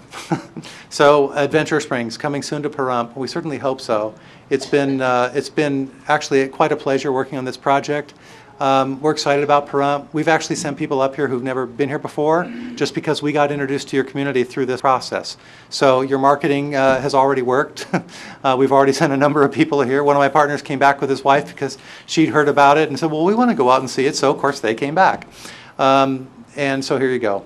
That's basically the summary, unless there's something else that I've forgotten you want to add. In the second step also, Chris and I would probably doing a more in-depth economic impact, indirect and direct economic impact, which would create investment, job creation, types of jobs, those kind of things. But that's more in my bailiwick than is in his in the creative world. I deal with the number side of that part, but we would probably in the second step be identifying those kind of things as well. Because in the third step, you're really going to market for capital. That's what you're out there to do. Just wanted to put that in there. Okay? Well, I certainly appreciate your report and the amount of effort that you've put into the report. I'm sure the board has questions, but I wanted to start this ball rolling myself. The report's quite detailed. There's quite a bit of good information in it, but there's also some comments that are made just generalized comments that, quite frankly, I took offense to. Because on page 8 of 35, you talk about driving into town and seeing trailers and dilapidated homes. Quite a few people in this community do live in trailers, so that almost refers to Pahrump as trailer trash, and I took offense to that. Can I respond? Myself, I live in a double wide. That was not our comment. Well, That was a quote that we received in one of our meetings with your tourism board. That was not from us. That was from your tourism board. So then I will take that up with them. No, we have witnessed what we would characterize as a low self-esteem or low self-image from many of the people we spoke to in Pahrump about your town. And frankly, we're a bit surprised because we think you have an awful lot to offer and you have a lot going for you. And sure, there's a dirty underbelly from every city in the world. There absolutely is. Certainly in LA there is. However, there's a lot of good going on here, and we're not sure exactly why we got so many comments that were like that from the residents here. But it's something that we think needs to be, by celebrating what you've got as assets and pushing that forward and keeping everybody positively thinking about it, then it really permeates. Right now, there's a frequent comment from people that we talk to, residents here, who have wanted to point out the negatives to us. They also pointed out the positives, absolutely. But those comments, and all of them, by the way, not any of them were from our side. They were all quotes that we received from residents in Pahrump, 100%. Well, because my impression was very positive, more positive than I expected coming here. So that's me. There's a definite division in the town. I mean, there's those people that want to turn this into a mini Vegas or a 29 Palms, and there's those that just want a country rural lifestyle. I mean, because after 3 years of being on the board, quite frequently I'll stop and ask people, when you moved here, what did you want to change? Because obviously, if you don't like it, you're trying to change it. And I moved here because of the lifestyle, the community as I saw it when I first visited, the many times that I came here. I mean, I saw car farms and I thought, hey, this is great. There's fewer restrictions. You have more freedom of movement. You're capable of doing what you want to do. You can have your animals. You can have your livestock. You can pretty much have the rural lifestyle that I so much missed after living in Vegas for 16 years. Sure. So, I mean, I ask people quite frequently, when you moved here, what did you want to change? Me, I didn't want to change a thing. I liked it the way it was. And I see the gated communities. That was another reason I left Vegas. I mean, no offense to Mountain Falls, Artesia, or any of the other places like that, but that's not rural lifestyle. That's the city. I mean, I don't particularly care for sidewalks and streetlights. It obstructs my view of the night sky. I mean, to me, the stars and the moon, to me, that's my nightlight, and that's what I enjoy so much of. And I remember when we spoke earlier, I had asked you if this had gone by the county commissioners or the planning and zoning, and you made the comment that we're your client, so that falls onto us. I realized that, during our meeting, I mentioned that those are two of the biggest stumbling blocks in this community. And it's like, that's a huge stumbling block. I mean, it's astronomical in my book. And infrastructure, we're not capable of putting in infrastructure. That's, again, is something that the county does. And as far as, we have a private water sewer utility, and until we can do a workaround or work together with them, they pretty much have you by the short hairs. And, you know, the other deal with, what's the word I'm looking for? Impact fees. It's the same thing with the electric company. It's a co-op, but they have very strict amounts of money that they require to put something like this. So I mean, to me, there's still a lot of money issues that I'm concerned about. I mean, the package itself, I think it's great, but you know, there are things that come to mind, and you know, you talk about putting in things for the kids like a movie cinema, but it wasn't that long ago that the Pahrump Nugget tried to do that. And the impact fees that I heard that they were told that they had to comply with was paving a 5-lane street up the back side of their property, which at being in the construction business, that's $1 million a mile to put in 4 travel lanes and a turn lane. And they just says, you know, why should we go through the effort of putting in any cinemas if that's what it's going to cost us? Right. So I mean, you know, these are unanswered questions that I know you can't answer, but it's something this board has to evaluate and look at. So with that, I'll open it up to the rest of the board. Dr. Waters? Thank you, Mr. Chairman. Yes, I really appreciated the presentation. I thoroughly enjoyed it. Thoroughly enjoyed reading it as well. The question I have is, you talked about the different phases, and Don, which phase is the legislative process that you spoke about? Most of that work will be done in the second phase. I mean, you have to have everything pretty much agreed to before you go into the financing phase. So we'd have to have all of our public-private agreements with county, state, locals all determined and figured out in the second step, which is the next step, as a matter of fact. Okay. You answered all my other questions earlier, so I don't have any other questions, but that was a biggie, because if we're talking about the legislature stopping us in some way, if we do decide to move forward, then I wanted to make sure that was done early on. Phase 2 is appropriate. Thank you.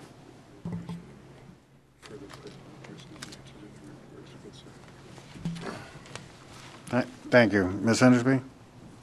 Yes, and I'd also like to thank you. It's been enjoyable and certainly informative, not only your presentation but tonight, but also the opportunity to talk to you through some meetings that you shared, and we were able to ask questions. So I don't want to take a lot of time to delve into a lot of the information you've already shared, but I do want to state that I do feel that we do have a need to grow tourism as an asset base. Our Tourism Advisory Council has certainly looked at that and have planned a long-range plan to achieve a greater awareness about Pahrump throughout not only Nevada but outside of Nevada. So they have a plan in place, and that marketing plan is starting with that base camp, that branding of base camp to adventure, and I think it's a great way to look at Pahrump as a base camp. I certainly like some of the suggestions you've put in there that ties in with that, and would also like to think that the general overview of as far as the competitive landscape or the additions of the other businesses in the community is important, because if there's such a thing as being competitive, and then there's such a thing as being cooperative in that competition, and your report certainly outlines the way that that cooperation can come about. And there's definitely uncertainty about the financial end of it. I know that's a question in everybody's mind, is how is that going to work? Is it really going to work? Are we going to get halfway in and it's going to just all implode or not be realistic? So those things have a real need to be nailed down, and with that, working with the county, certainly working alongside of not only the county, but our state legislators and anywhere else that we can seek support. The steps that I see that really need to be taken moving forward, because this is something that we hear all the time from the community, is that what are you going to do about jobs and economic development? And even though this is tourism-based, it relates to that need, that certainly addressing that specific challenge that we have here. But with that, if we can effectively develop a realistic vision and strategy for economic development with this plan, without this plan, or through this plan, I think that's a very important first step that the town, the county, and the community has to work on. And where does PURUP fit into that broader county and state? Where are we in relation to economic development? Do they really see us as that viable entity that can have something like that, and would we get that cooperation? And then how can PURUP really, how can we work within the various jurisdictions? And that's what was addressed in the phase 2 to achieve those visions and goals. If that's not feasible, the community has to be realistic about what it is that we can do. And that step into the broader jurisdictions is certainly a real challenge. And then are we going to really be able to link our goals to the specific activities or recommendations, or are we going to continue just kind of shotgunning our resources and staffing and budget, or are we going to really zero in? And I think that's our challenge, to really develop that strategic plan, that realistic vision, and move forward on it. And with that, then we need to be able to effectively evaluate on an ongoing basis, because as you said, that first step of taking that giant leap is a difficult one, and you don't want to move on without knowing that you've done a good evaluation of where you've been and how you're going to get where you want to go. And putting that plan together isn't an easy process. And then really opening up those lines of communication. We have been challenged with communication in our community, in our county, in our state, and within our various legislative bodies.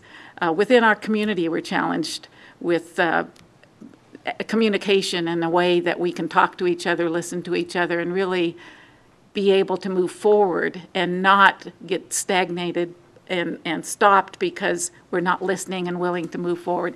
So that's a challenge our community has, and I think we have to evaluate how we can really move forward with getting a good, firm basis of communication and defining that purpose and benefit. So with that, and I want to thank you for the report. I think it gives us an absolute good starting point to do some of these this planning and looking at ourselves. And so I applaud your efforts and thank you for them. We certainly appreciate that, and we did pay for it, and we we know that we have gotten a result from it. Now it's a deciding point of what we do next and what actions we take from there. So I look forward to making those decisions with not only our body here, but the greater community. So thank you. Mr. Calkin. I'd also like to thank you for an excellent presentation. You built a solid foundation based on facts, and you came up with a viable concept that we could move forward with. I did see a couple of things I was kind of wondering about, like the lack of an RV park. And I heard today that for the 8.5-acre lake that you proposed, that we'd only need about 60 acre-feet of water. And water always draws people, and I'm thinking initially possibly maybe we could make a bigger lake. And I know there's some rides out there, or instead of going behind a boat as an example and water skiing, you hook onto something and off you go. So maybe we didn't do that right away, but I also want to think of the future, that I wouldn't want to have to dig things up and make the lake bigger. I'd rather make it bigger in the first place. So my first question would be, is there an opportunity to hear before we etch in stone the plan to sit around and talk with the public or this board and maybe toss around a few ideas as you did at your own company? Absolutely. I would hope that no one comes away with the impression that this is a master plan that is in any way locked in stone. it is an articulation of a high-level concept that addresses some of the issues in a preliminary way. This is not the design. It's not been tested through all the different exercises that happen during the next phase, and we absolutely want the input from other things. We did talk about RV parks, by the way, and we did talk about tow skiing and things like that, because those are cool things that we like and we think could fit in there. But we pulled things back to an initial core at a scale that was sufficient as a critical mass so that when people show up, there's enough there, but basically as small as we could make it and still have that feeling like, wow, this is really cool. So that's where the sort of rough sizing came from. There were reasons for it, but to suggest that, oh, now it's done and we're just going to refine the building drawings in the next phase is not accurate at all. There is a whole concept development that needs to go beyond this foundation of a direction, and it needs to integrate, exactly as Caroline was saying earlier. We need to get the feedback and direction from the board in terms of the types of things that you want to ensure are in there. We need that feedback. We obviously have spoken with you, and we've had feedback back and forth, but now that we've assembled something as a straw man for us to work with, then that needs to be poked and prodded and developed. That is the nature of the design process. It's not the final answer. It is absolutely not the final answer. It is intended to convey that there's absolutely a workable product out there. This can absolutely work. That is viable within, as we mentioned, actually everybody's mentioned so far, the issue of going to the legislation and understanding what the limitations are and how, what the willingness is, if you will, in that regard to get support and at what level it can be done. Because if the reality is we can get X million from the various types of tools, that will guide how far we can go in terms of the overall pricing on the development.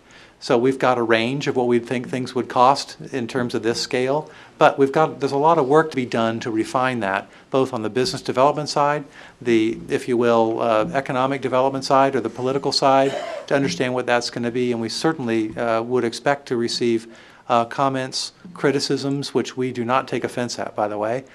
We want this to be something that everybody's happy and proud of, and that requires input and feedback. So we look for that from the board, and as we said, you're our client, and we very much want to assemble things and respond to the questions and queries that you've got. But that design will come in the next phase. Years ago, 2 years back, and we all get fortune cookies, but the best one I ever got, it said, discontentment is the first step towards progress. And so I turn it around and go, contentment is the first step towards failure. Well, I believe this community is a failure as it stands. As I explained to you, you're a little surprised about the negative attitude of the average person living here. And that's because, as I explained to you, that things like Mountain Falls and the racetrack and things like that, the people here, probably most of the residents here have never seen and certainly not participated in. I believe like Mountain Falls has beautiful streams and the lake and everything, and I drive once in a while. I go by because I have customers out there and so on, but most people here probably never seen that. So they live in their own reality, and it's not too positive here. And we have to, you know, as you said, take a chance and a leap of faith, and we got to get something done here. As we all know, problems or solutions waiting to happen. You know, years ago I decided I wanted to build my own house. I never even put a door on. And yeah, I was concerned, but I went ahead and bought that piece of land and I built that house because I was determined. And all my life I've been told I can't do this and I can't do that. And I have found out in my life, as long as I'm willing to, and this is sitting here is a perfect example. I had to run 5 times. But the point of it is, if you don't give up, you will accomplish your goals. I want a rural identity in our community, as Mr. Chairman mentioned, and that's all about density. It isn't about certain things being in your community or not. As an example, Washoe Valley between Carson City and Reno has what they call planned unit developments. And I've never cared what size lot people live on. What I care about is how many. So in the planned unit development, you might have 4,000 or 5,000 square foot lot homes, but there's just a little cluster of them. And then the whole rest of the area is wide open. And then there's a little cluster over here. That's rural. So as long as we don't pack them in like sardines, like coming into Vegas like we see, we're going to maintain our rural identity. And that's very important to me as well, because I live on 20 acres and I probably got too many cars to some people's ideas laying around in the yard, but I like those things. And so that has nothing to do with developing this and bringing people here. We need jobs. The #1 failure in this country is because we don't have jobs, and that also is what's wrong with our community here. So instead of trying to talk ourselves into reasons why we can't do something, we need to ask why can't we do it, and we need to challenge those reasons that people are saying we can't do this or that, or the planning things, whatever. And yes, we have some problems with the county. In fact, personally, I believe that the commission is hostile to the town of Pahrump. But that doesn't mean we just throw our hands up in the air and accept that. We have to do what it takes and get the job done here. Because this community's dying. Children have no future, and that's what we're here for. It's our job to provide a future for those people. And otherwise, we're just wasting our time here. One of the things that we're going to have to start thinking about, too, is, I'll go off on a little tangent here. This board went to Mesquite, and we had an opportunity to listen to a lot of other people from a lot of different communities. And interesting enough, aside from Reno, Carson City, and Vegas, we were the biggest community there.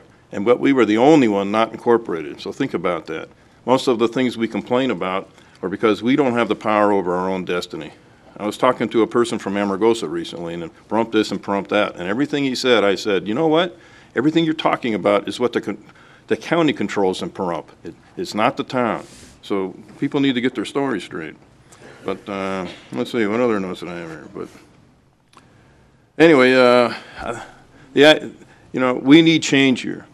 And we need to get behind this project, whatever it is. We all need to participate because this community needs something. It needs something to make it positive. The average person here should be proud of their home and not feel the way they do. And this project is certainly going to help that. And again, thank you for your presentation. Ms. Parker. Yes, when we were in Mesquite for the Nevada League of Cities, and I meant to bring the book, we had quite a lecture on economic development, and he said over and over again, in today's economy, if you aren't different, then you're down. And I can see that you're coming up with a project to make Pahrump different.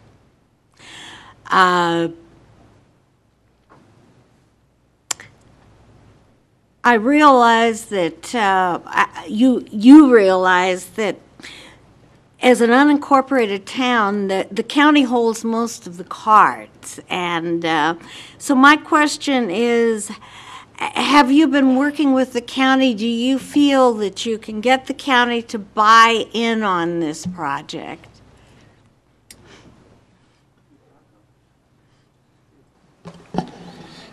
I've met with the county face-to-face with a couple of the senior officials at the county and also on the telephone. Before we did the final run on the report, I made one more teleconference with the county staff. Mr. Balakwe was a part of that as well. And I spoke to Bill to make sure that, he knew we were going to be talking to the county, because I absolutely believe that they are an integral partner, and it's in their economic best interest to partner with you, because this is very profitable for the county as well as the town. So, yes, we did speak to them, and I found them to be very supportive of this. I also I've gotten to know a lot of Pahrumpians. Is that what you call it, Pahrumpians? I've gotten to know a lot of Pahrumpians since we've been coming over here, and I get a lot of people who email me and call me and tell me about things they're hearing. And I know you're going through a community assessment process right now, and I've gotten a lot of feedback positive from that as well, that people realize we need to make these kind of steps about infrastructure, hospitality and service infrastructure, our physical infrastructure, which I know you guys are well aware of our limitations on that. So, and the county was very forthright with me in saying, we know we need to be a part of helping provide the infrastructure to make this kind of stuff happen, and we want to be the table with the town to make this go forward. And as part of the second step, part of what we will do is put together, a task force of how this is all going to come about. Who are the various players? Make sure they're at the table, because before you go to step 3, which is the financing part of it, we have to have everybody, it all has to be done. It has to be already approved. We have to have it in hand, because we can't go and say, yeah, we think we've had meetings and the county's willing to do this, we think. What we have to have is an executed document that says this is what we are going to do. And that is a definitive agreement that says, here's what the state's going to do, here's what the county's going to do, here's what the town's going to do, here's the site we've picked and why we picked it. And so in my conversations with the county, they were very supportive of the project. They want to be included in helping to find, what's the best location to do this? Is this the best location? Can we supply services and infrastructure to you? And I found them to be very willing to be at the table, and they are desirous to be at the table with you. They know this is going to be a big win for the county as well. I mean, if all you have to do is do the math. I always say math is the simplest way to get people to want to participate, and that is that they're going to have a major windfall from this, but they can't sit back and expect you to carry the whole load on it either. And I think that the state's going to have the same benefit. The state's going to get benefits. Vegas is going to benefit because there's other things to do for people who are coming to visit Vegas. And I think that part of my job, which Chris always alludes to, is to help you build those bridges with it. I've been at this rodeo a few times for the last 20-some years, and it's a process that I use to bring people to the table, but I also make them aware of why it's beneficial for them to be part of this and show them the benefits. And so I'm very confident, quite honestly, that you will get the partnership that you need both at the state and the county level, because what Chris, this creative stuff is his bailiwick. I mean, I don't have a creative bone in my body. But what he has proposed to you is what will absolutely work. We've been conservative, as people have pointed out in our things. We have been, because we don't want to overpromise and underperform. We'd rather come in conservative and blow those numbers out. So what we're putting forward to you is what will work in Pahrump, and we can defend that, and we can show people why we think it will work. And therefore, they're going to want to be partners with you in that success. We haven't given you a whole bunch of stuff that sounds like pie in the sky. We've been very pragmatic about what we've taken in and put into this report so that you have a really strong base to start from. Doesn't mean this is where you're going to end. It's the beginning of a journey that's going to add more and more economic development, as Caroline was alluding to, that will go on into the future and provide something that I think Pahrump can be really proud of and not sacrifice who you are already. And that's important. Back to the legislative arena here, because I realize that our public-private partnership, the public part is it's definitely going to have to involve a trip to the legislature. And I guess I'm asking, have you done this before? Do you have contacts with the Nevada legislature? I've done this a lot. I don't specifically have a ton of contacts in the Nevada legislature, but I live in Nevada, so I have one thing going for us, is I'm a Nevadan. But I have done this cold in many states where I have zero contacts with the legislature, zero. I don't live there. I'm totally a foreigner, and I have been able to be successful in every special legislation I've ever put forward. I've probably had a piece of special legislation in some state somewhere in this country over the last 10 or 15 years, almost every year somewhere. And there's a process, again, for how you bring special legislation to the legislature. There's a building process of building bridges with them, hiring the right team members that do their job really well, and picking winners, to be candid with you, of who to carry certain legislation.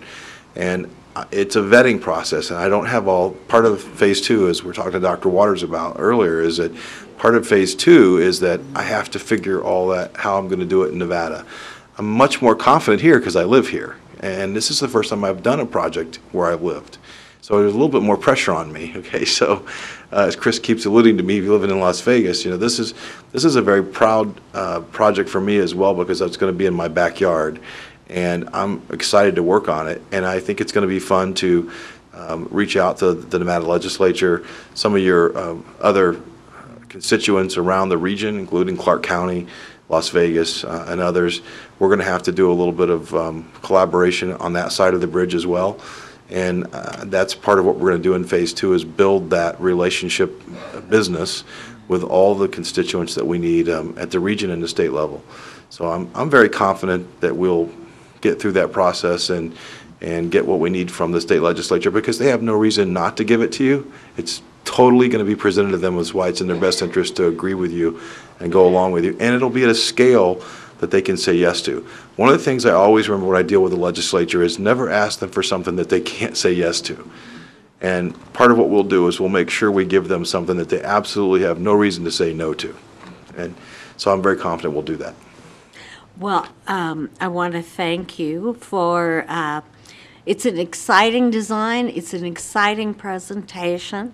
I know that you've got a lot to do in further design, the economic development area. You've got to put the numbers together, the legislation. All I can say is I'm really looking forward to your proposal, and again, thank you very much. Any further questions from the board? Yes, Mr. Chairman, if I may just address a duality just in the conversation we had. I referred to the communication and the conversations that go on. What we just had was really not centered on that vision and strategic plan, because we have now a diversity of thought on either incorporating or going ahead with a not only a private partner and public partnership, but working with the county. And that duality of asking for support on various legislative bodies, when we're talking about asking for support from the county and then saying, but we don't want to be part of the county and be under the same structure we are by incorporating.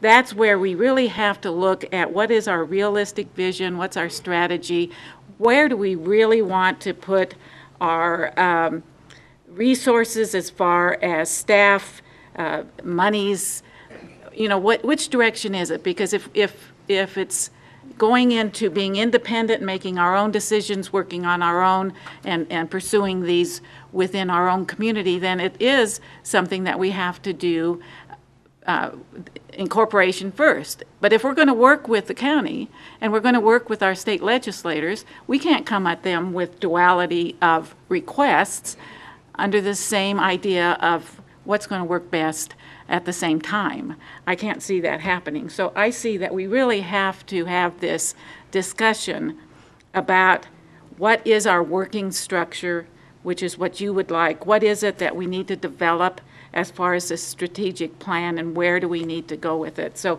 we do have our work cut out for us. So I appreciate you getting us on a path and starting us off. So thank you. Mr. Conklin. Thank you for asking for additional comments. I just wanted to clarify something. I said that the county was hostile, and I'd like to more define that. I think it's the commissioners that are. I think that the county manager and staff are eager to move forward and work with Pahrump and so on. So I do not consider that that hurdle that we have something that we can't overcome. One of the things we learned in Mesquite was, or I should say I learned, was a little more insight into term limits. In the past, I never really quite supported term limits. I thought it was kind of compensating for failure of voters to be aware and pick the right people. If a person was doing a good job, then I didn't see no reason why they shouldn't continue forever how long they do a good job. But one of the benefits of term limits, though, is, and this is what I learned in Mesquite, was the influx of new ideas. And because of term limits, there's a big turnover in the state legislature and a lot of people open to new ideas. So I think our timing is great to try to get something passed that'll benefit the town of Pahrump, and I think there's a lot of open minds that want to get involved and do things. So I think that the timing of this project, economic-wise and receptiveness on the state's level and everything, I think is great. And I think we can really accomplish things a lot easier than I think some people think. Thank you. Any further board member comments? Dr. Waters, Ms. Parker? Gentlemen, I really appreciate the presentation. Thank you very much.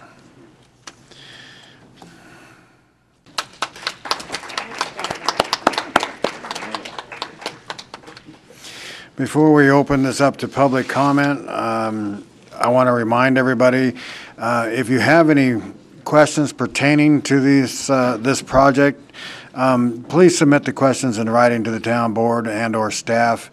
We will compile all these questions and respond in writing to each and every question. And we will further place all the questions and the answers into a report and submit it to the news media. So these will be, all the questions and answers will be made totally public. And with that, we'll go ahead to public comment.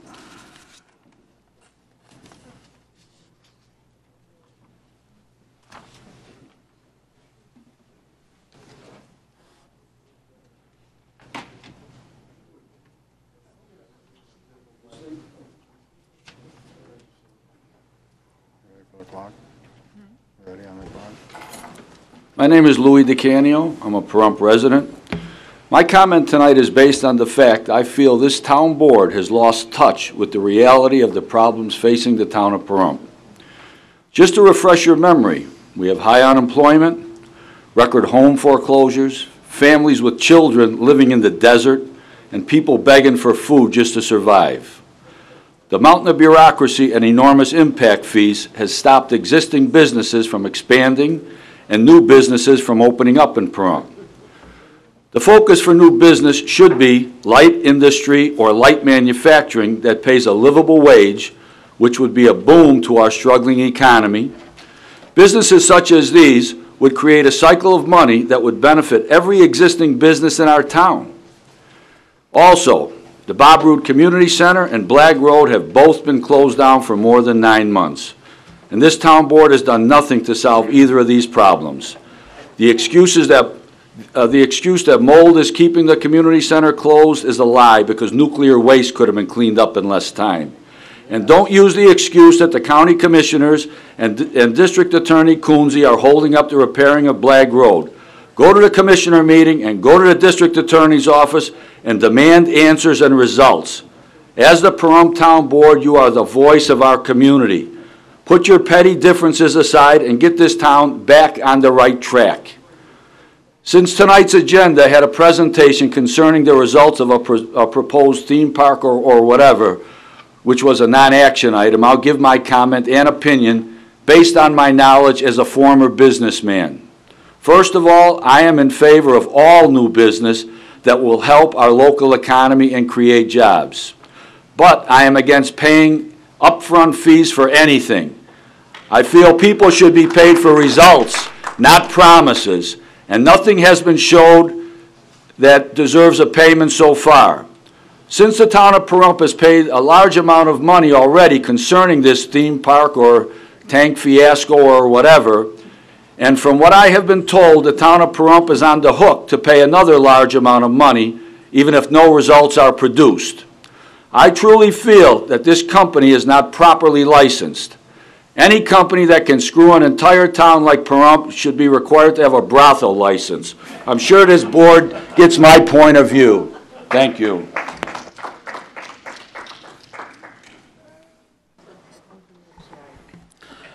Richard Goldstein, Pahrump resident.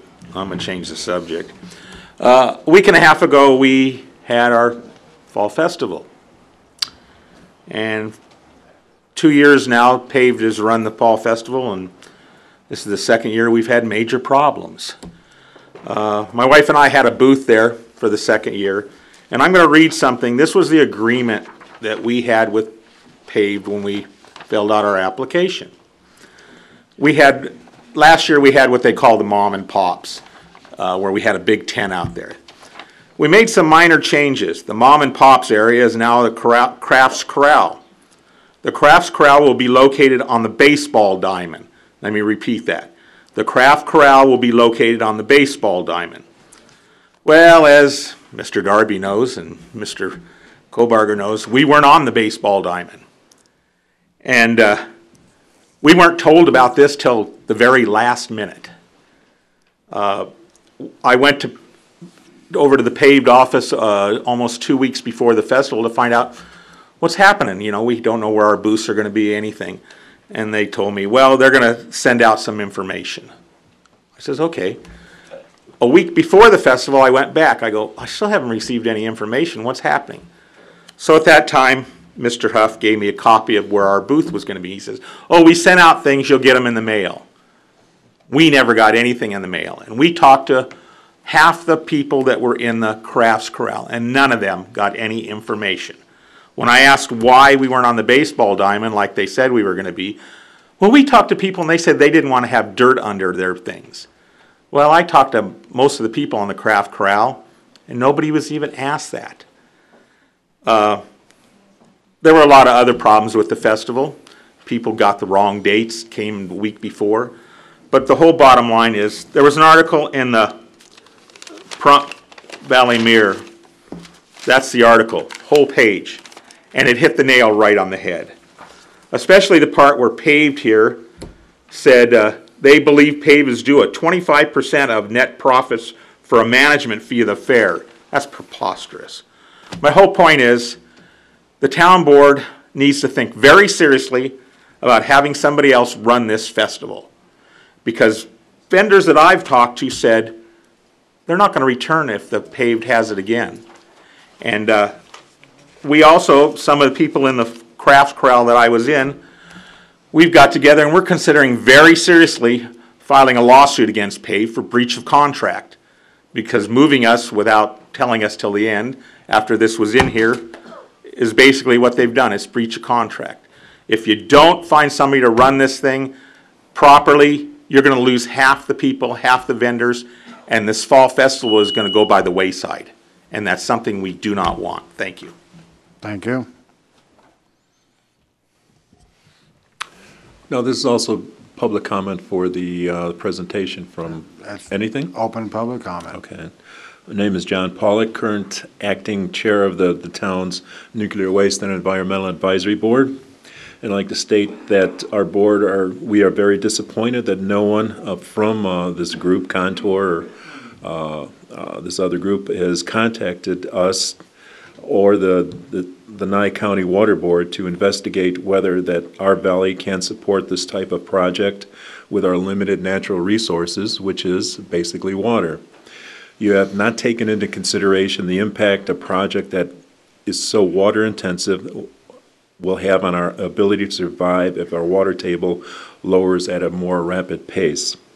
Also, our valley is over-allocated with water rights, and our only source of water is the spring mountains for the recharge. The gentleman alluded to the fact that they visited most of Pahrum's key existing attractions, and they were able to meet with key managers. The first two were the Front Site and Spring Mountains, and unfortunately, almost their entire revenue stream goes into Las Vegas and Clark County. If you've ever been on the old Tacopa cutoff, when the people are coming out of Front Site, you'll see scores of vehicles making a right-hand turn into Las Vegas, and not one of them coming to Pahrump. And also, since we paid for them to go to Sherry's Ranch, they forgot to go to the Chicken Ranch. They have better souvenirs there.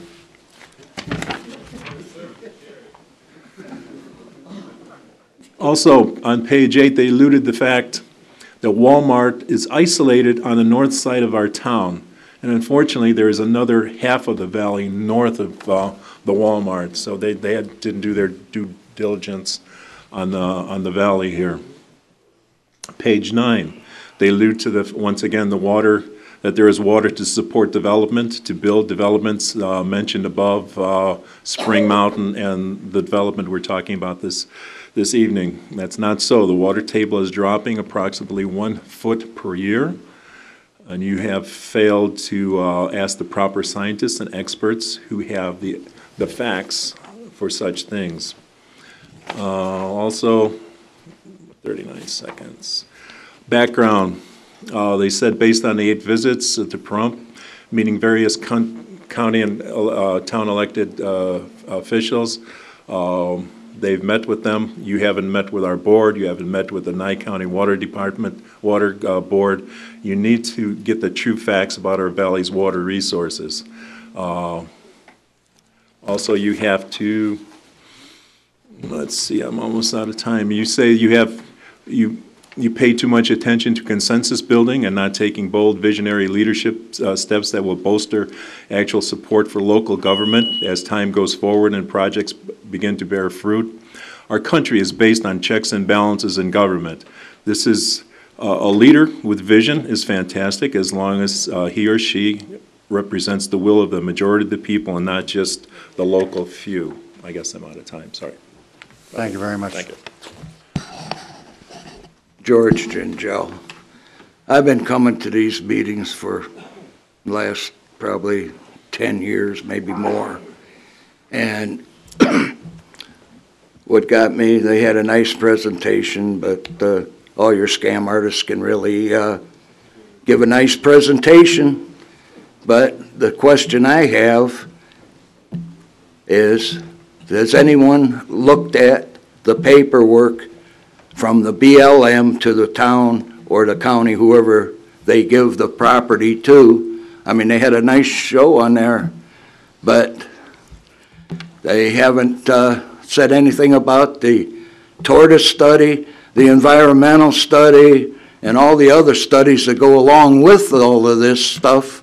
And I'd like to see where one of you up there, or all of you, read that paperwork and then turn it over to your attorney. He's getting a lot of money to sort through that paperwork, and maybe you'll find that you can't put that particular thing on that property. Thank you. Thank you.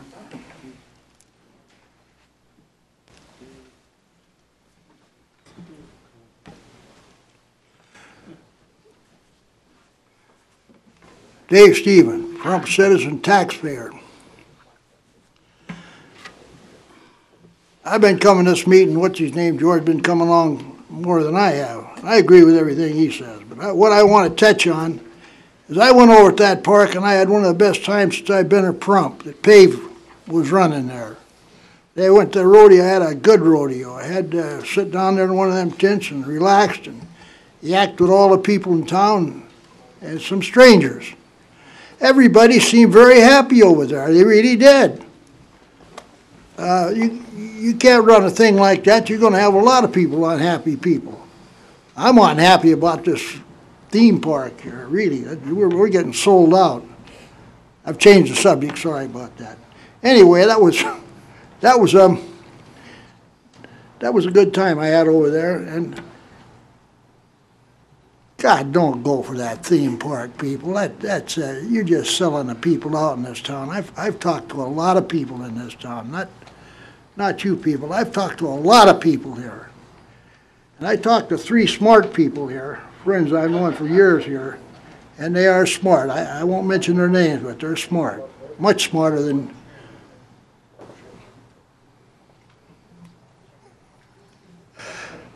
Mr. So-and-so there. Can't talk about anybody here. I'd like to, though. But anyway, that's way too much money. You don't understand money. My God, millions and millions of dollars for this town? They've already got $150,000 out of us. 56, I mean. And he's talking about getting a third of that. That's $47,000 and something, $47,800. For nothing. They haven't done nothing. George come up there, they haven't, it's a scam. The guy's a beautiful talker. God, I wish I'd make $1 million so I could talk like that guy. I'd be the wealthiest guy in town. Las Vegas, too. But don't be suckered in by that kind of stuff. That's nothing but, I can't say cheap con artists because they don't work cheap. He even said he don't work on shoestrings. But I beg of you, do not go along with that thing. Maybe the economy gets a little better or something, you can get something out there, a park or something. This town can't afford it. They can't support it. These people are so poor around here, they can't buy a wrestling jacket for a flea. My time's just about up. Every time I get wound up, and Mike's getting ready to kick me out of here. Anyway, I say again, don't go along with this stuff. I like to keep this town a rural community. But if they get it incorporated, that's fine. Thank you. Thank you, Dave.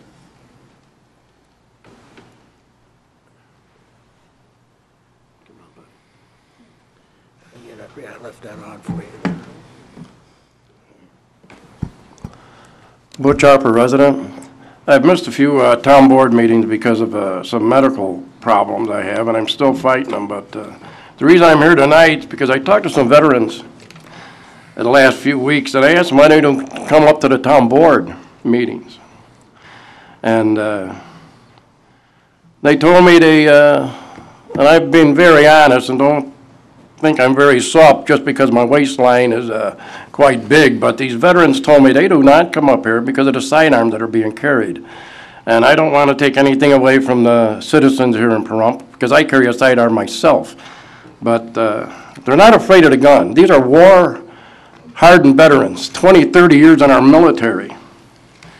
They're not scared of the gun or scared of what might happen with the intense words that are sort of thrown around here sometimes. And they said if it wasn't for that, they would be here. We might even be able to fill this room up. This town is a high density of veterans here. And it's mainly, I'd be home in bed right now, but I'm coming here for the veterans. And I just, you know, you have a right to carry that sidearm, but there's a time and a place, I believe, for that to be done. And these veterans are sort of proving those words to me. But a lot of them haven't been known for, or recognized for the things they have done for this country. They're fought for the right so you can carry that gun and to say what you want to say. So just let me read something out of this military catalog I got. Did you know, the soldiers of World War II never received their campaign medals at the end of the war. They only received the ribbon bars because brass had been restricted for munitions, and many of the medals had yet to be struck or approved. In fact, some of the medals were not approved until 1985. Korean War veterans faced many of the same problems. The ROK War Service Medal was not authorized until 46 years later, and their Korean Defense Service Medal even later. Some Vietnam veterans still do not have their medals and ribbons, but as they so unselfishly support the future generations of soldiers, let us honor and remember their sacrifices. These men and women, they have fought for your rights, and they still have not been recognized by having just a little medal or a ribbon. They deserve that right, and they deserve the right to come to these town board meetings. And like I say, if you want to question my softness because of my waistline, I don't think you'd want to do that, really. I had a handgun. My father gave it to me when I was 10 years old, a .25 Beretta. It was like a .44 Magnum in an adult's hand at that time. I ran numbers. I went to the corner grocery store and I picked up a little bag, and I know what guns do. They intimidate people. But it's not the gun, it's the people. Guns don't kill people.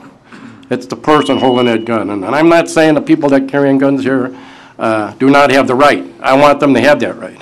But there's a time and a place sometimes.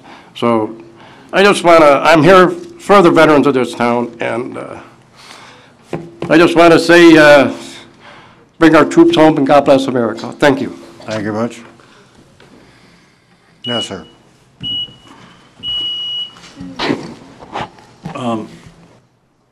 Before I start, can I address the presentation tonight? Yeah, after you give your name. I'm sorry? State your name, please. Oh, sure, absolutely.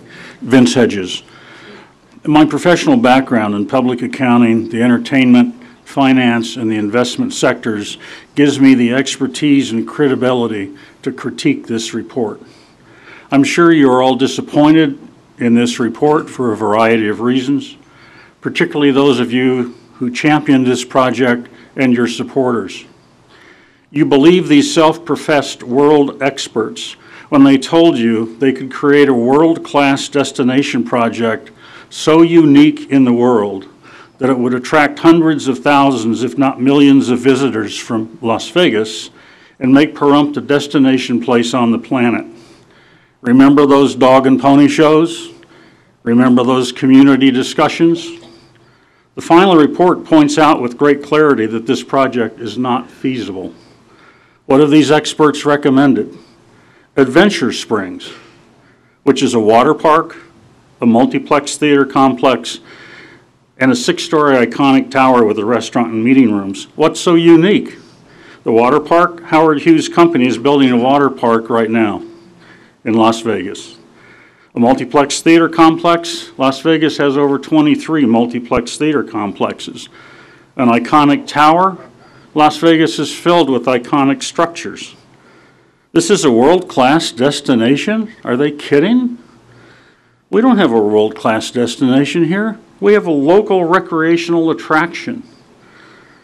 The Veritas Group and Contour Entertainment agree that a local recreational venue will not attract sufficient visitors and will not attract investors, and the project will fail. Page 3 of the report. These experts know this project will not work. Instead, they insist on inappropriately placing the burden of success on the town and the board by suggesting that CAVE, the lack of political will, the lack of a town-determined site, inexperience in economic development, the board's refusal to hold secret meetings with investors will cause this project to fail. Read the appendix. This is a weak attempt to deflect blame for failure from them to us. Mr. Holbrook knows that 1, the project has no chance of success, and 2, there are no investors willing to invest in Pahrump. That's why Mr. Holbrook states the town and county must find a way to self-fund this project. Page 3 of the appendix.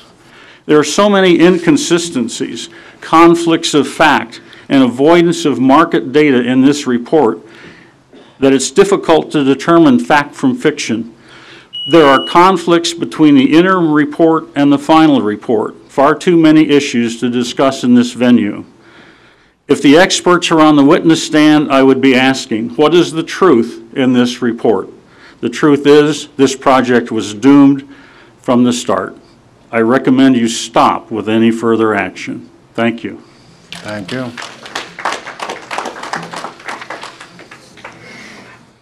John DuPont, former president. The gentleman started out with saying, well, kids on ATVs go up and... Can you back away from the microphone a little bit? The gentleman started out with saying kids on ATVs going up and looking for petroglyphs. Well, that sounds really nice, but just recently we've had a petroglyph returned to a sacred area on the mountain here that was stolen. Remind you, this is Paiute territory. The petroglyphs in the Valley of Fire in Vegas were damaged by children using their spray paint and whatever. The people that went in there to repair them also damaged the petroglyphs. It's not an easy thing to fix. I hope that if you do take this project in mind, that they consult with the Paiute tribes around here and find out what are sacred lands and so forth, and at least have some consideration for the natives in the area. Thank you. Thank you.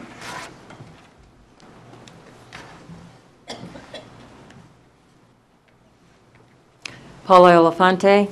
I wish that the gentlemen were still here because there's some things that they missed in doing their research. A couple of years ago, there was a study done, and it was done through Nye County Planning, and it was to try, and this was open to the public. There was a lot of public participation. It was to try and create a town center or that central area of town. And so it was, the study was done, it was completed, and it is in the county's hands. So you might want to look at that. I wish the gentlemen were here to hear that. Also on page 4 of 6 in the appendix, they mentioned that the town needed to complete their CEDS document. That's the Community Economic Development Strategy. There is a CEDS document. It was done by the county. It is outdated and does need to be updated. Because we're an unincorporated town, the town itself could not pursue funding through EDA. It would have to go through the county. And as of a couple of years ago, our contact with EDA, it was a gentleman named Rick Tremblay, and he is in Idaho. So I'm not sure if he's still our liaison, but you're going to have to go through the county to get that CEDS document updated, and then for them to be able to pursue funding. The kind of funding that is available through the Economic Development Administration, which is a part of the Department of Commerce, does include things like this, as well as jails and community centers and things, of that sort. That's all I'm going to say on that, since I'm running out of time. Under announcements, it's not listed there. However, the Wild West Extravaganza is this weekend. Mr. Kohlbarger has agreed to be a part of our Celebrity Quick Draw contest on Sunday at 11, so I hope everybody comes out and cheers them on. And secondly, the Pahrump Powwow is 6 weeks, 5.5 weeks from now, the weekend of November 18th. Thank you. Actually, documents are yet to come up. Announcements are yet to come Oh, up. sorry about that. Well, I gave my You snuck yours in there, okay. Good job. I'll slip back up again. Yes. Excuse me, Donna Cox, resident. First of all, I'd like to say I'm not here to shoot anybody, even though I carry a gun. And it's hard for me to believe that anybody that's a veteran that fought in any world wars would be afraid of anybody that's just here to protect themselves. We're not here to shoot anybody regardless of the fact that we may disagree with you. That's actually an insult. We're not a bunch of crazies out here, although a lot of people may think we are. First of all, I heard a figure of 100,000 to 200,000 people a year just to break even. That kind of scares me. That's a pretty big figure. That was from Mr. Holbrook's study. The other thing is public-private partnership. Does that mean higher taxes? That also was scary. Where's all this money coming from? When will all this money be demanded in order to do something like this? And then we speak about water. We already have a water problem. I don't even know if you're aware of this, but being out in the public as we are, there's, ever since they filled up that 2 million gallon tank up on the hill for the prison, people have had to lower their wells. And if you don't believe me, you can just ask the people at Great Basin. $4,200 to $4,500 to lower the wells, and they said that prison wouldn't cost us anything. Many people have had to put that out, and that's a big chunk because you don't get to put it on your credit card. That's something they want paid for up front. I too take offense, along with Mike, as to being considered trailer trash. I live in a motorhome that's worth more than most people's houses. It's worth over $200,000. And so I don't think that everybody that lives in a RV or a modular or anything else should be considered underclassed because they choose to live that way. I choose to live that way. They come here and they ask for things and then they insult people. I don't think that's a really smart way to go about getting support from your community. He did not have to incorporate that into his study. That was unnecessary and unprofessional for him to say that. Community lifestyle. I came here to retire. I came here because we could have horses. I came here because we could have animals. I was sick and tired of streetlights. I liked seeing the stars. I don't think everybody came here with incorporation in mind, and if they did, and it doesn't happen, maybe they should go looking elsewhere instead of us being forced to accept it. The seniors, frankly, are not workers. They're the majority of the people that live here. They're the majority of the people that will live here, and they're the ones that cannot really afford to have these kind of things shoved down their throat and have to pay for them. They didn't come here to be taxed to death. I know I'm running out of time, but I would just like to note that the board has said that they wouldn't do business with anybody that was not licensed. We cannot find where Contour has a license. I'd like to know if you've required them to be licensed with the town of Pahrump in order to do this. That's one of my questions to you. I'd appreciate it if somebody get back to me. I think you all have my email.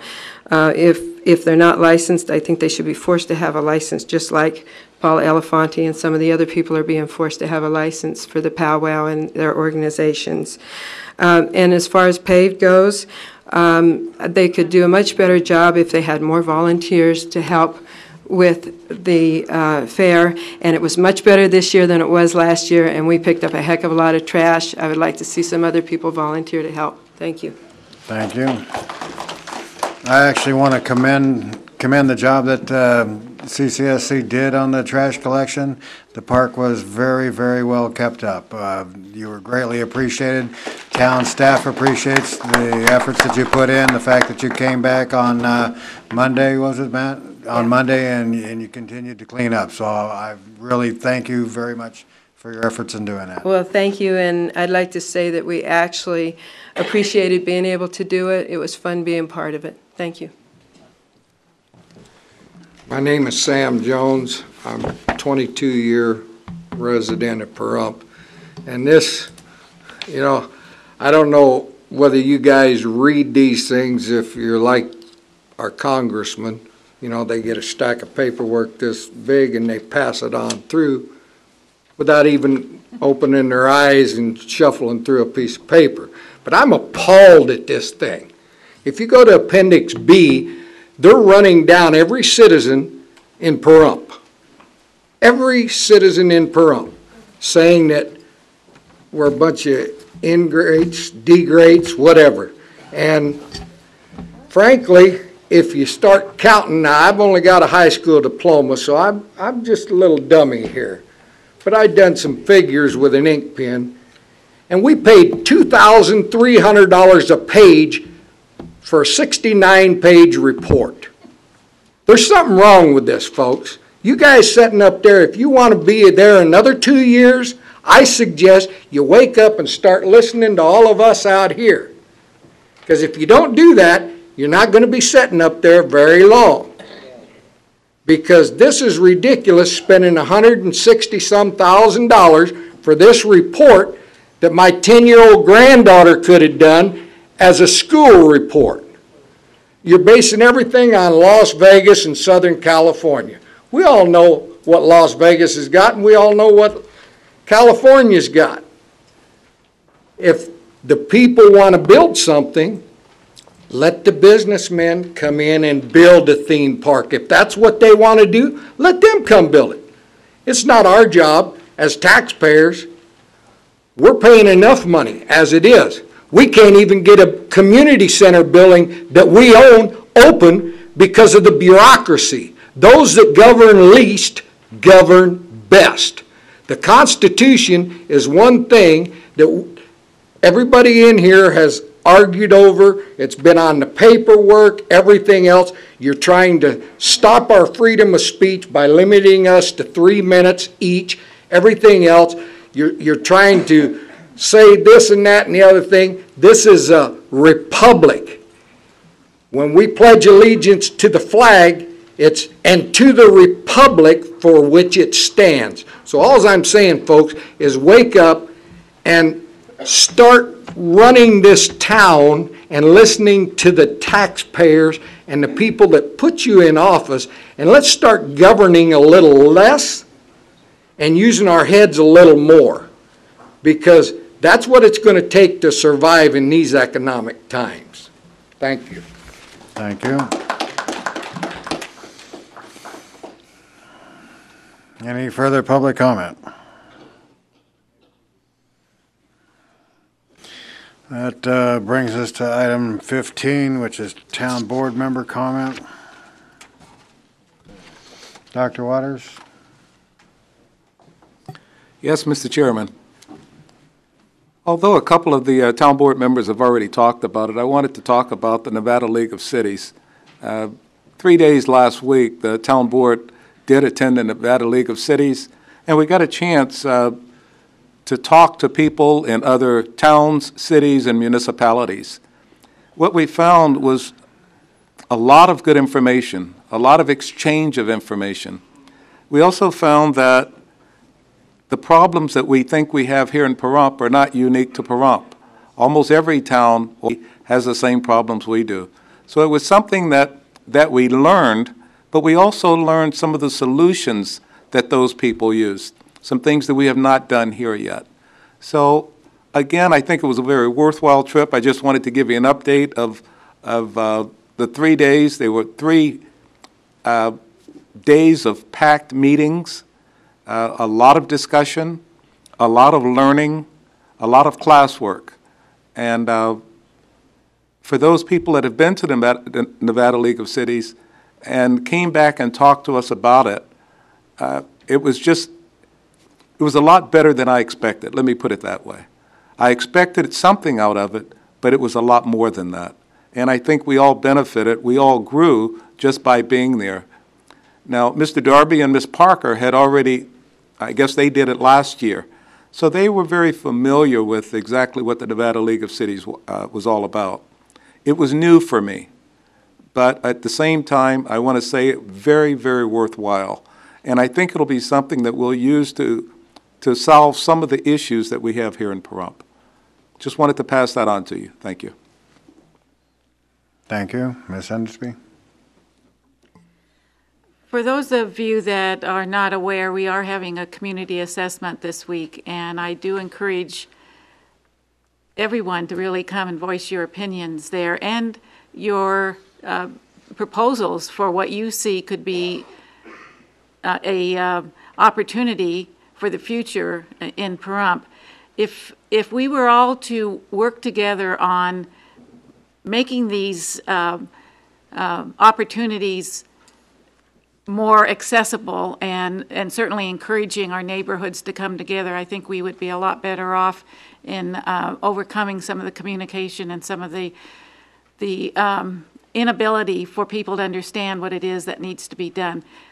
If you listen to your neighbors and are willing to come out and actually participate in the community assessment, I think you'll find it can be beneficial as we move forward.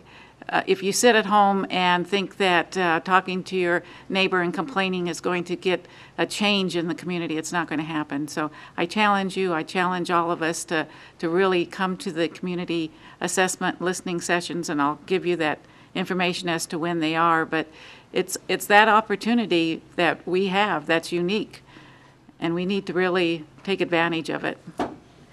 So I'll give those schedules and those dates, but part of what we have to do is really talk to each other, listen to each other, and then work on the situations and issues that we have together.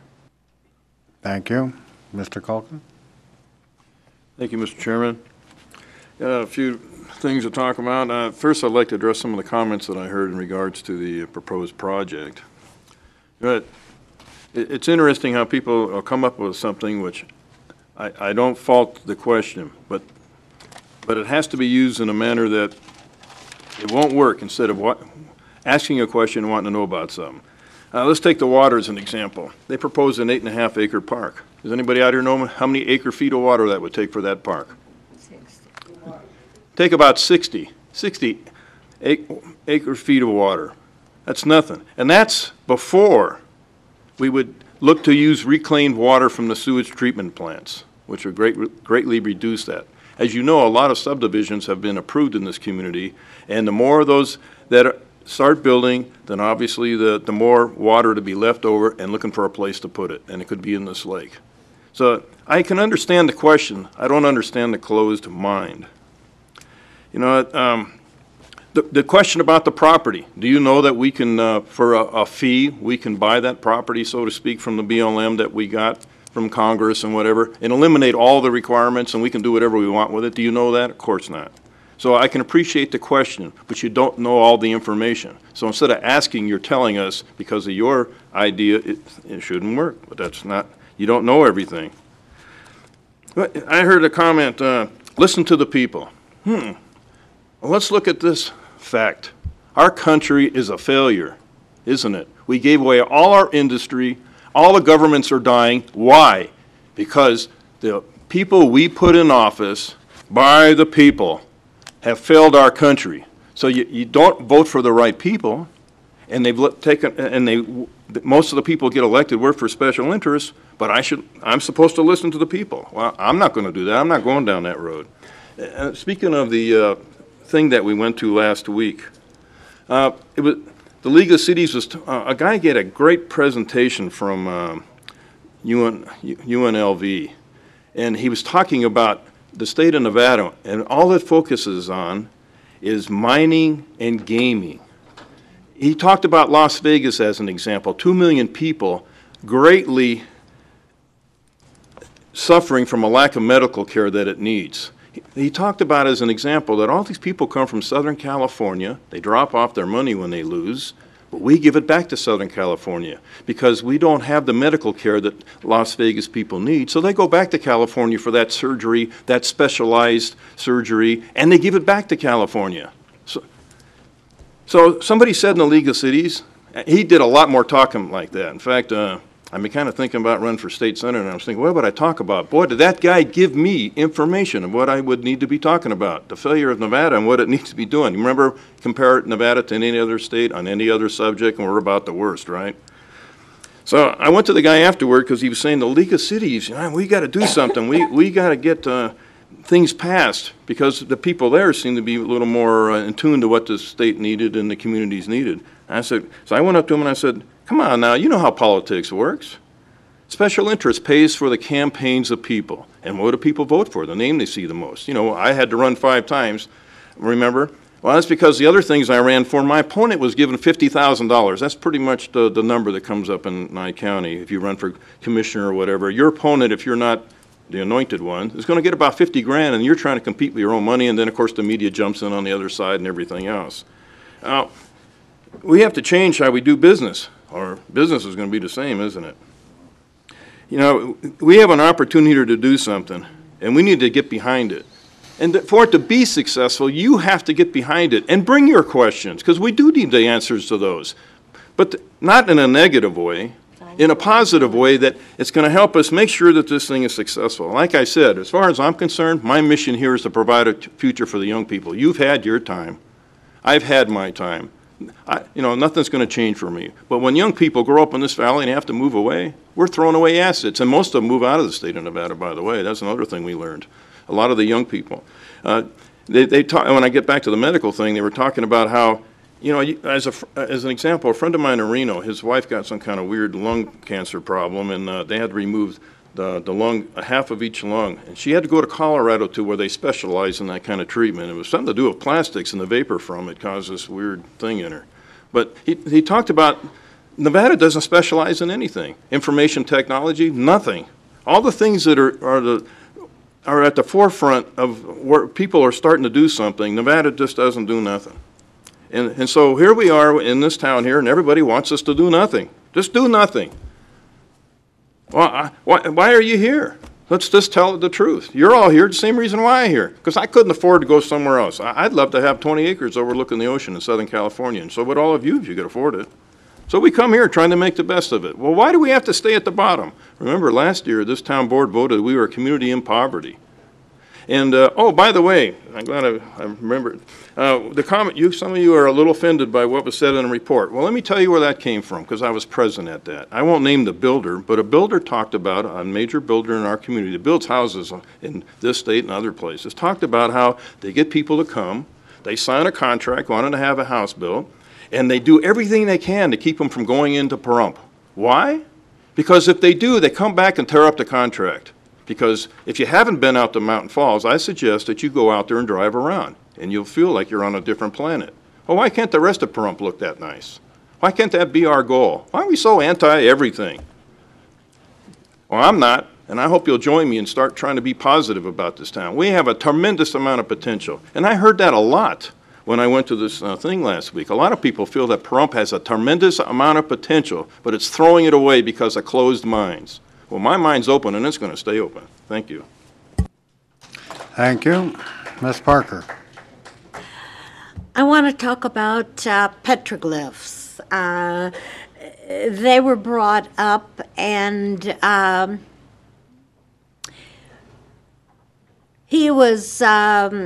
they were quite interested. We mentioned to them that yes, we had a number of petroglyphs here. But we also told him that we won't tell him where they were because they're sacred to the local Native Americans. So when he made that comment about petroglyphs, he actually said, at least this is what I heard, that there wasn't anything to do here for the kids other than maybe take an ATV off and look at the petroglyphs. I don't think he meant that as an insult, but believe me, he's not telling anyone where the petroglyphs are because we didn't tell him where the petroglyphs are. Mr. Chair, I forgot one more thing, if I may. This report and everything with Contour is being paid by room tax. It isn't your taxes. It's money dropped here by tourists. Let me tell you how it's currently spent. We tell people to come to Pahrump. People from our community go to events, you know. We don't have events pretty much, but they go to an event telling people come to Pahrump. Yeah, just come to Pahrump and see whatever. You know, I don't go anywhere because I haven't been there. I go there somewhere because there's an event. I went to Mesquite because there's an event. A couple of weekends before that, I went to Reno because there was an event. But we don't really have much in the way of events, and we're telling people to come here. So, in my mind, frankly, we're kind of throwing that money away. But remember, it can only be used in a manner to attract tourists. So, also, we do mailers. We put ads in magazines and things. That's where this money gets spent, telling people to come here. We pay people to go away for the weekend, stay in a motel. We pay for their transportation. And as far as I'm concerned, that money isn't getting a return.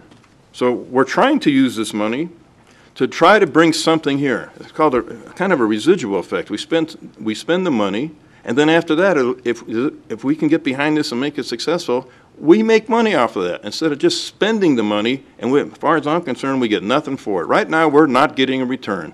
That money isn't doing anything for us. But remember, it's not your money. It's not your taxpayer money, nothing. It's tourists bring it here. Well, we're trying to build it and bring more tourists. Thank you. You know, and the nice thing about being the chairman of the board is I can reserve my comments for last. And boy, have I got a lot to say tonight. Normally on town board member comments, I'm fairly quiet. But the Nevada League of Cities was an interesting thing. And as my fellow board members pointed out, there were several very good lecturers. And that one gentleman that spoke about that talked about our lack of medical care in Nevada, I kept raising my hand for a comment, but I realized that I was in a room full of people that only saw it one way. I saw it another way because during the time period that the doctors were being ran out of Vegas, I worked on a project that was called Tort Reform. And the slogan was, lose my doctor, lose my vote. More doctors were ran out of Vegas. It wasn't by choice. It was by medical malpractice insurance. We had some of the greatest specialists in Vegas that could perform or outperform anybody in California, Loma Linda, anywhere. We had the neurologist specialists that were playing with experimental drugs that actually saved Stupek's life, thanks to Lonnie Hammergren. I mean, we had the medical professions in Nevada that outperformed anywhere else. So I really take offense to that. I take offense to the lawyers that got in there and forced the malpractice suits. My doctor had to sign away his rights to work at UMC because of malpractice insurance was so high. He actually had to sign a waiver saying that he would not work there in order to stay in practice. Otherwise, his malpractice insurance would be so high, he'd be forced to close his doors. You know, and I hear that when we start talking about building a lake and using reclaimed water, isn't the lake to be used by people to swim in? I don't want to swim in reclaimed water. And, you know, as far as the constituents sitting out there in the audience, I talk to each and every one of everybody that comes up to me, and I will never talk down to you. That's just something that to me should not be done from the podium. It should not be done from the street. It should not be done from a soapbox. I respect everybody's opinion, whether I agree with it or not. And as far as Mountain Falls goes, I hear that they may be in trouble financially. A lot of the people that I have for friends and associates, they work in the real estate business, and one in particular works in foreclosures only. And it's almost, it astonishes me how many houses in Mountain Falls are in foreclosure. So we talk about these cookie cutter communities, these block wall communities that are so great, but yet nobody can afford to keep their house in there. So, I mean, with all these things taken into consideration, I'm going to close town board comments and call for a 10-minute recess.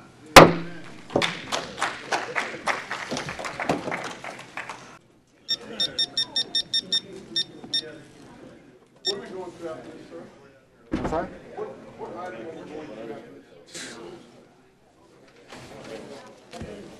Hey, let me...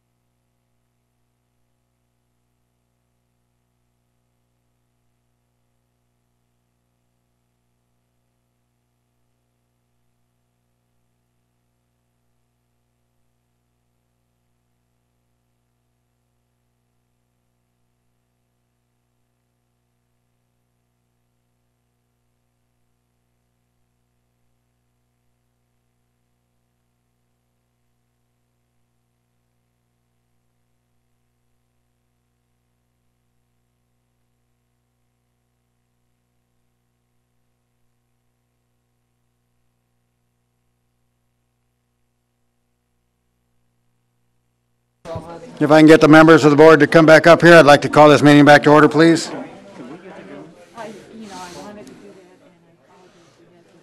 that's okay. I mean, Mr. Calkin, Ms. Parker, Dr. Waters. let me know when. Okay. Send me an email. I'd like to call this meeting back to order. We are at item number 6, which was 3, so it's the possible decision to proclaim the month of November as American Indian Heritage Month for the town of Pahrump. I believe we have a proclamation to read, Ms. Hendersby? Yes. I would like to first have our representative from the Daughters of American Revolution. Any way you want to do it. Thank you. If you'd introduce yourself, and the request was from the Daughters of American Revolution to have this proclamation made, and I'd like to have you talk about why you requested it and your experience with having this in the past.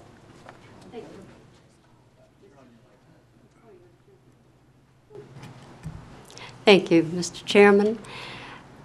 I'm Dr. Cynthia Sepulveda, Regent of Pahrump Springs Chapter of the Daughters of the American Revolution. And American Indian Committee is one of our many committees that we try to do something for every year. And my chair of that committee requested through, that's her function, she went to the town board, but what we are requesting is a reading of a proclamation that recognizes the contribution of the American Indian nation.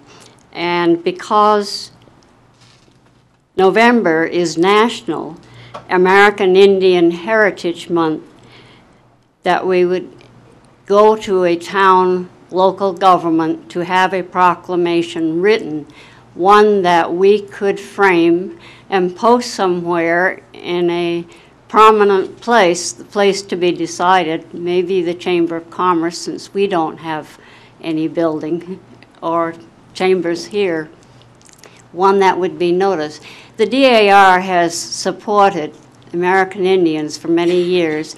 They run 2 Indian schools, Bacone College in Oklahoma and Chemawa School in Salem, Oregon. They give scholarships. They run a youth summer camp for the American Indians, and the donations that come through our chapter to the state society, to the national society, is used to promote a lot of activities by the DAR. And we also going to wish and urge attendance at the Pahrump powwow on the 18th and 19th. But we want to be able to read this proclamation at our November 9th meeting of the Pahrump Springs chapter. Thank you. The proclamation reads, by virtue of the authority given to the Pahrump Town Board by the laws of the County of Nye and by the State of Nevada, whereas the history and culture of our great nation have been significantly influenced by American Indians and indigenous people, and whereas the contributions of American Indians have enhanced the freedom, prosperity, and greatness of America today, and whereas their customs and traditions are respected and celebrated as part of a rich legacy throughout the United States, and whereas Native American Awareness Week began in 1976 and recognition was expanded by Congress and approved by President George Bush in August 1990, designating the month of November as National American Indian Heritage Month, and whereas in honor of National American Indian Heritage Month, community celebrations as well as numerous cultural, artistic, educational, and historical activities have been planned. Therefore, we, the Pahrump Town Board, on behalf of the town of Pahrump and citizens of Pahrump, do hereby proclaim November as the National American Indian Heritage Month in the town of Pahrump and urge all our citizens to observe this month with appropriate programs, ceremonies, and activities. I would like to move that we adopt the proclamation and proclaim the month of November as American Indian Heritage Month for the town of Pahrump. A second. Second it. Thank you for your action. We also All those in favor signify by saying aye. Aye. Motion carries 5-0. Do we have the actual? The actual proclamation, I believe, is right here. We can. You need a place to put it. We could hang it in the town office. That would be fine with us. Mr. Kobarger, could you find a spot for that? I'm sure we got several walls that have nothing on them. But may we have one to read to the meeting in November and then bring it back, or what? You can have this one I can if have you'd this like, and then bring it back, and we'll be glad to frame it and put it up on the wall. If that's okay with the town Agreement. board. Yes. That's Thank you. Thank you. We appreciate that. And thank you You're for most coming. certainly welcome. Okay, item number 7, announcements. I'll go through announcements quickly. All the, well, not all of them. Parks and Recreation Advisory Board will meet on October 12th at 6:30 p.m. in the Town Annex. The Arena Advisory Board will meet on October 13th at 7 p.m. in the Town Annex. Pahrump Boundary Line Advisory Board will meet on October 13th at 6:30 p.m. in the Town Office Conference Room. The Youth Advisory Board, their meeting has been changed from October 12th to October 19th at 2:30 in the Town Annex. The Community Center Advisory Board is currently scheduled to meet on October 14th at 7 p.m. in the Town Annex. And did I hear that the Veterans Memorial Advisory Board has been canceled? Is that correct? I just received that today. I just received that today, that it was canceled. The Incorporation Advisory Board will meet on October 26th at 6 p.m. in the Town Annex. Public Lands Advisory Board will meet on November 2nd at 7 p.m. in the Town Annex. And the Pahrump Tourism Board will meet on November 3rd at 8 a.m. in the Town Annex. The Nuclear Waste and Environmental Advisory Board will meet on November 4th at 2 p.m. in the Town Annex. The Community Assessment Resource Team will be holding listening sessions for the general public, and we invite you to come on Wednesday, 10:30 to 11:30 at the Oasis Church, the community outreach meeting for anyone that's involved with poverty outreach or food banks or faith-based organizations can attend that, or the public can attend it. 5:15 to 6:15, there's a general public community assessment listening session at the Nugget Hotel in their conference room. At 7 to 8 o'clock, the college students at Great Basin College will be having their listening session, and anyone's invited to that in room 107. On Thursday, from 10 to 11, nonprofits will be meeting at the Nye Community Coalition on Calvada. And 6 to 8 p.m., everyone in town is invited and really encouraged to come to the town meeting here in the Nye County Administration in this meeting room here from 6 to 8 o'clock. And they will be given the results of their week-long 20-session listening sessions. So we really invite you to come and hear that. That's your community speaking to each other and speaking to you. The remainder of the announcements is Desert View Hospital will be holding an autumn health fair on October 15th at the event. Southwest Medical Associates, in collaboration with the Southern Nevada Immunization and Health Coalition, will be administering flu shots. Many other things will be going on there, and you're encouraged to attend. The Breast Cancer Support Group will meet October 21st from 11 to 12:30 at the Nathan Adelson Hospice. Pahrump Disability Outreach Program will be sponsoring Pumpkin Days October 21st through October 24th at Ian Deutsch Memorial Park.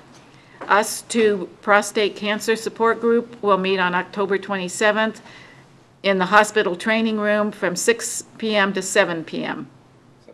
7:30, I'm sorry. The Social Security Administration will be in the town annex on October 25th at 9 a.m.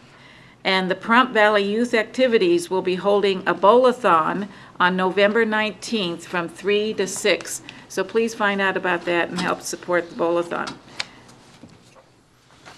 Thank you very much. The only thing I need to add is the Desert Square Dancers meet over at the United Methodist Church over in 372, 7 p.m. on Thursdays, and they're always looking for more dancers.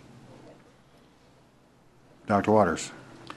Yes, Mr. Chairman, I also have something for Disabled American Veterans, the Mobile Service Office, and it will be bringing free services to Pahrump, and it's offered through the Disabled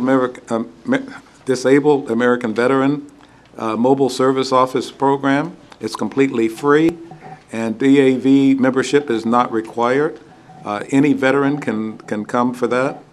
DAV is committed to building better lives for all of our nation's disabled veterans and their families. And this will be on Wednesday, November 2nd, from 9 to 4 at Desert View Hospital. And again, the DAV service officer doesn't compete with the current service received from our Nye County service officer, and it augments it. So any veteran, again, November 2nd, 9 to 4 at Desert View Hospital. Thank you. Mr. Calkin, anything? No. Ms. Parker, anything? No. Thank you. Any announcements from the public?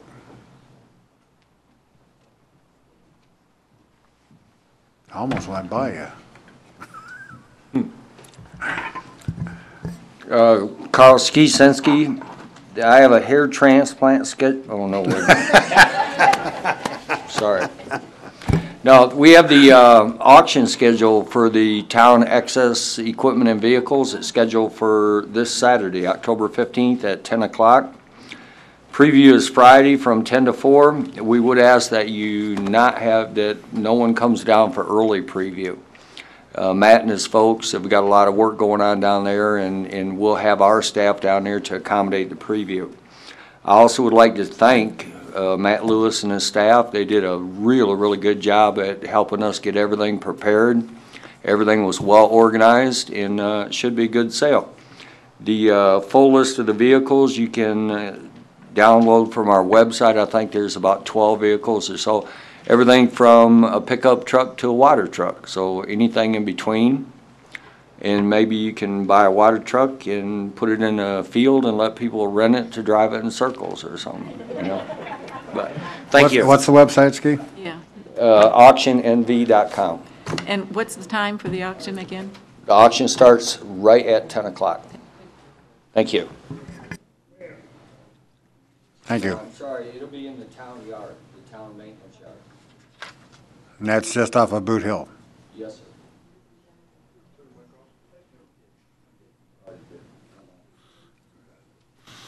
All right, any other public announcements? Seeing none, we'll go to advisory board reports. Ms. Parker? Yes, I met tortoise habitat group. It was a long meeting, lasted 4.5 hours, and we're going to find a way to keep the federal environmentalists happy and still allow development in Pahrump. But it's going to take 1.5 to 2 years through this process. Very good.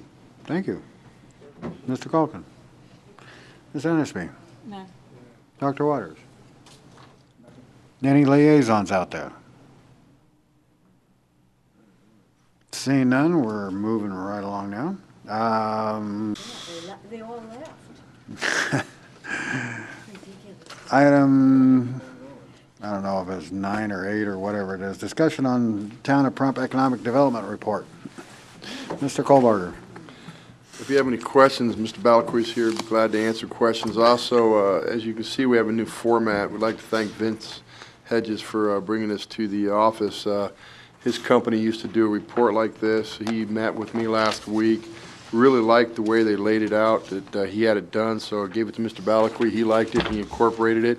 We are going to add one more section, one more column to it, and it's basically going to state, it says status active, but we're also going to put a little column in as to if they're not active, why they left and where they went. And Mr. Balakwi is going to work on that, and he'll go back with all the old reports and update it, and hopefully we'll have it ready for you to unveil at the next town board meeting. But again, if you have any questions on what's in front of you right now, we'll be glad to ask your questions. Very good, very good. Thank you. Ms. Parker? Yeah, couldn't you, just put that under the response action column and without starting a new column? Just change that to response, or because the fact that they're inactive also follows as a response. Well, yeah, Mr. Balakwi, I'm working on it, but we also want to, he's listed a lot of other businesses since January, and we want to go back and let the town board know where all those are at, whether they're active, whether they're inactive, why they're inactive. So we want the town board to definitely know that a business is no longer interested in why. I So think we're gonna that's keep very valuable. So we're going to keep a running tab for you. Thank you. I like this form. I like it a lot. It's self-explanatory. Thank you for doing it, Mr. Kohlbarger. Mr. Hedges deserves all the credit. He gave it to us. We just Thank took you, it Mr. Hedges, if you're still here. He's already left. Mr. Colgan? Ms. Hendersby? Nothing.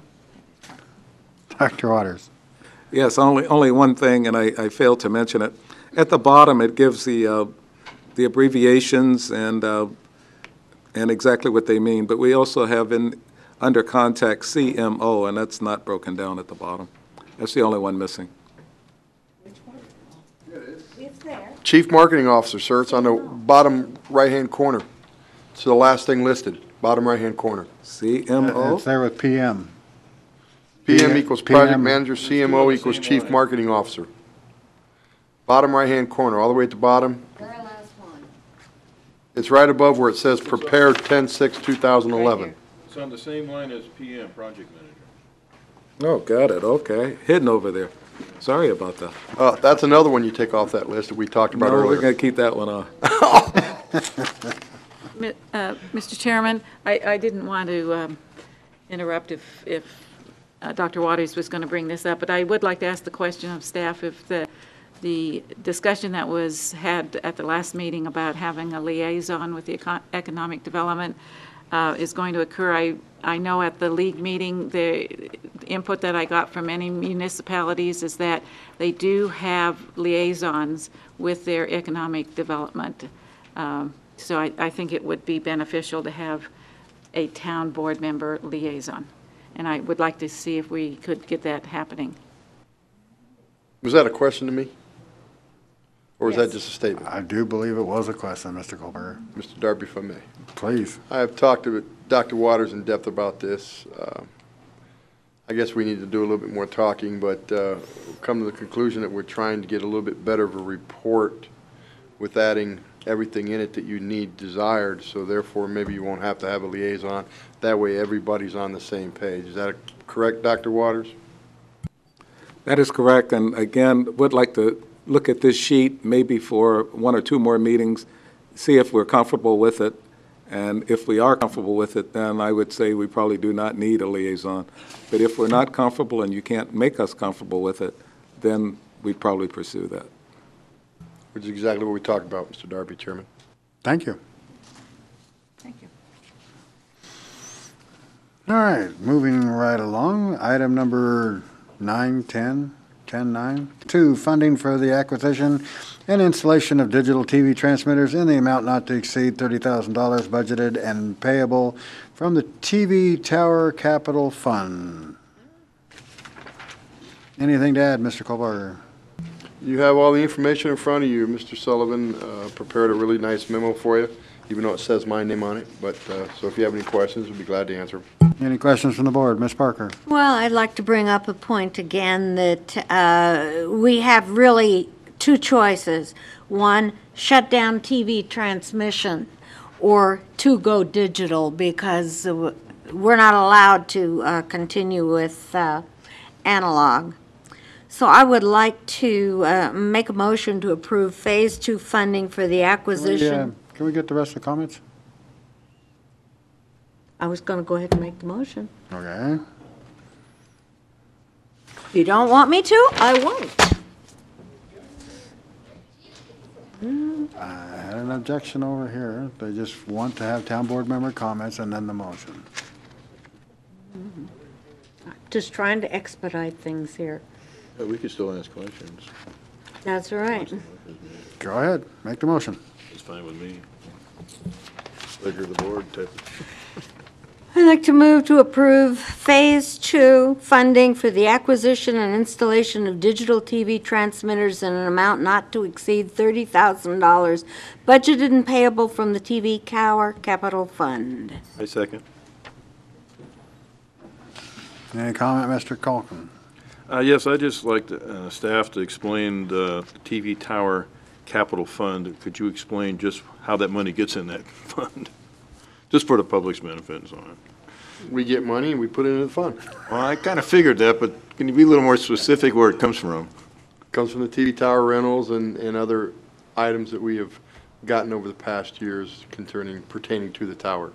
Thank you. Is that it? Mr. Kohlberger, why is there a difference in the amount of the estimated cost and the amount that we're approving of $10,000?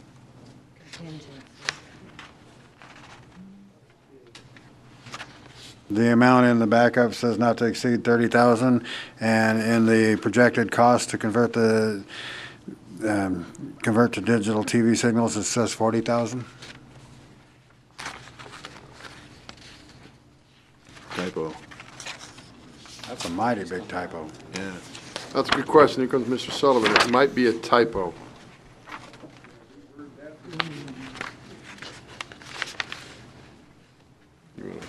Take that one.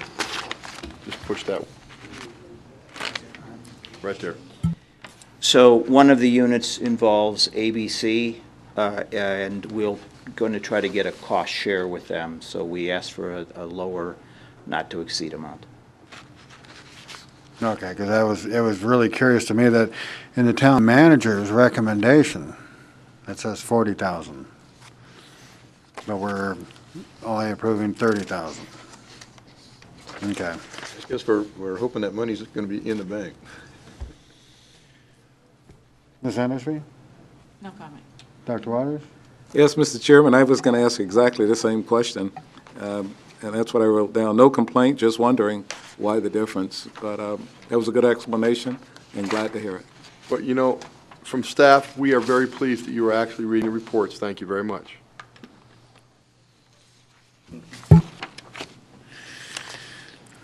Okay, we have a motion and a second. Is there any public discussion? Seeing none, we'll call for the vote. All those in favor signify by saying aye. Aye. Motion carries 5-0. Item number 11, discussion possible decision to 2011-03 to purchase 2 ambulances for the PVFRS and approve the funding as budgeted and payable from the ambulance fund.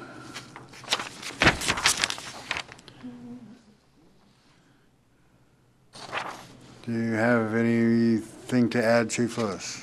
Good evening, Scott Lewis, Fire Chief. To my right is James Scott Perry, just known as Scott. He is part of the Apparatus Selection Committee. The third member is unable to be here this evening as he was off duty and he resides in Las Vegas. Before you this evening is a follow-up to the May Town Board meeting where you approved the solicitation of bids for 2 new ambulances. The bid packages have been received by the town. They were opened. And the selection committee, actually with the exception of me, I was unavailable due to an unforeseen circumstance. The 2 gentlemen reviewed the bid proposals and they created a written document to me, which then I top sheeted and forwarded in your package this evening. We're available for any questions that you may have. Thank you. Dr. Waters? I've read the report, and I know when Chief Lewis gave me a tour of the fire departments, and we're still looking for a tour on one, but he showed me the ambulances, and I felt I was pretty comfortable in reading the report and agreeing that something needed to be done. They also looked at wheeled coach for $275,000, $316 from the ambulance fund, and I concur with that. Thank you. Ms. Hendersby? Yes, I just had one question of clarification. If you can just help me understand what we have now and the replacement and what it'll look like and why we are looking at replacing. The replacements that we're discussing this evening will actually be replacing older model Ford units that were equipped with a 6-liter Ford diesel engine. I think one of the biggest challenges that we've had over that last several years with these particular units is engine failure. In many occasions, with patients being transported in town and also into Las Vegas-based hospitals through interfacility transfers, it's been a true safety concern. Many times also as a result of having Ford dealerships need to make the repairs on those type of engines because nobody would touch them out here for the most part. We would have to have them towed back and forth at great expense. So clearly we had a safety factor with transporting our patients, most of them being our citizens. But there's a number of different things that are coming into play with these new ambulances. They've been upgraded quite a bit. A number of the safety considerations are the walkthroughs between the patient compartment and the chassis, not only for emergency situations, but it'll affect better communications. We've also been receiving a number of complaints from patients regarding the harsh ride quality on the older style ambulances, whereas these new Chevy chassis are best in class for ride quality. Not as much for our people, but for the patients who are riding great miles in the back. A number of other safety features and actually mechanical considerations are the new LED technology that is used not only in the warning lights but also throughout the patient compartment, so it affords us greater opportunity to save money but give us better lighting and better illumination responding to scenes. So there's a number of different things that these ambulances offer versus the old style Fords that they're replacing. So in other words, they're old, outdated, and have high mileage. Yeah, I didn't even mention the mileage factor, but absolutely. I think, though, the Ford's the biggest challenges, and Scott can jump in here at any point, is those 6-liter Ford diesel engines just don't last. In fact, as many of you know, an ambulance recently failed with a patient in the back where we had to send another one out, transfer patient care, and then have it towed back to Pahrump. So it's been an ongoing problem since the day we purchased them. And we looked hard and long at the new Duramax engines and the things that are offered through this chassis. That's part of the bid recommendation this evening. Well, and I also noted that in the backup it did have a lot of information as to the safety features within the cab. And I think that is something that is important in the newer ambulance from what I could tell. The design of the patient compartment is continuously evolving. Just they endure so much more rigorous, and if you were involved in an accident, they withstand the pressures of rollover type accidents. Recently we had an ambulance involved in an accident, and the wheeled coach unit, the body where the ambulance, the patient compartment is held up well. And so that's a testament to what we've been using and why we want to continue this relationship. They are continuously improving in so many different ways. The construction methods used to give the strength on the doorways and make sure that, again, if the ambulance does become involved in a serious accident, give everyone the best opportunity possible. Making sure our not only personnel are kept safe, but the patients they're transporting. Absolutely. So thank you. You're welcome. Thank you. Mr. Culkin. Yes, you know, one of the things I always look to is like the repower or whatever. But you pointed out that the older vehicles don't meet the standards and so on. So I'm just saying this so the public understands, you know, because. And as far as the ride quality, maybe you're not giving enough painkiller, but that's another story. When we were at our seminar last week, one of the comments I made was sometimes we vote on things that we don't know nothing about, and everybody they don't. But this is a perfect example of that, quite frankly. I've only ridden an ambulance twice in my life. Once I needed it, and your service took me to Vegas, and once I rode in an ambulance just there to comfort somebody that needed the service. That hardly makes me an expert.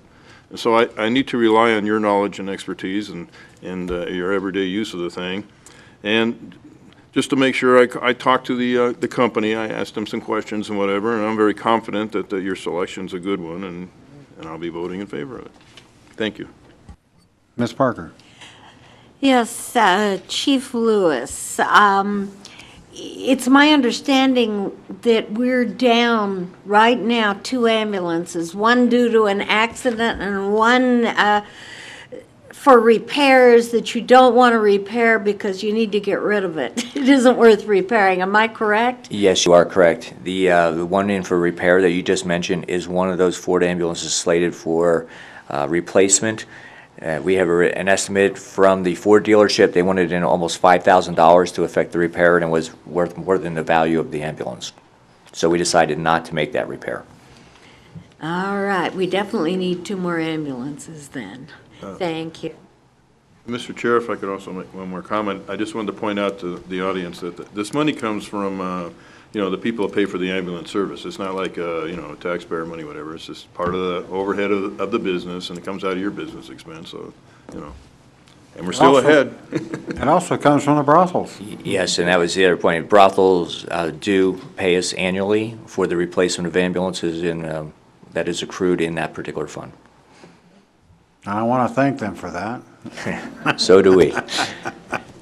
Don't be going over and giving them more business. I like the food there. Oh, that's okay. I make my wife sit on the outside so I feel safe, but that's beside the point. I think Mr. Culkin brings up a good point, though. It does not involve taxpayer money. So I will entertain a motion. I'll make a motion to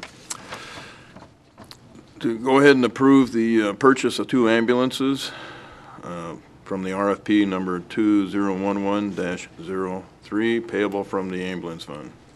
For the amount of $275,316. All right, well, it doesn't say that on the first page, but yeah. It doesn't. Well, it does say select. Second. Yeah. So because there's 3, we have to select one, and that's the only one that met all the qualifications. To Wheeled Coach Dealer Rocky Mountain Ambulance. So amended. I second the motion. Thank you. Actually, Ms. Parker beat you to that. Oh, okay. But I appreciate it. Thank you. Any further comment from the board? Any public comment? What happened to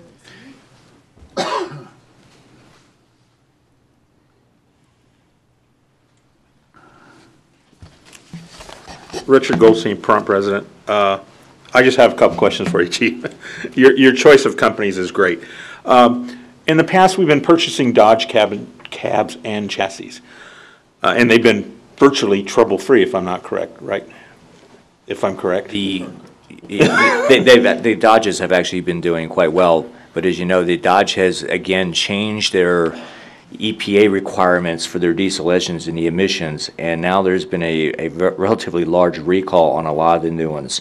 And so that's kind of what shied us away from using the Dodge in this particular bid process.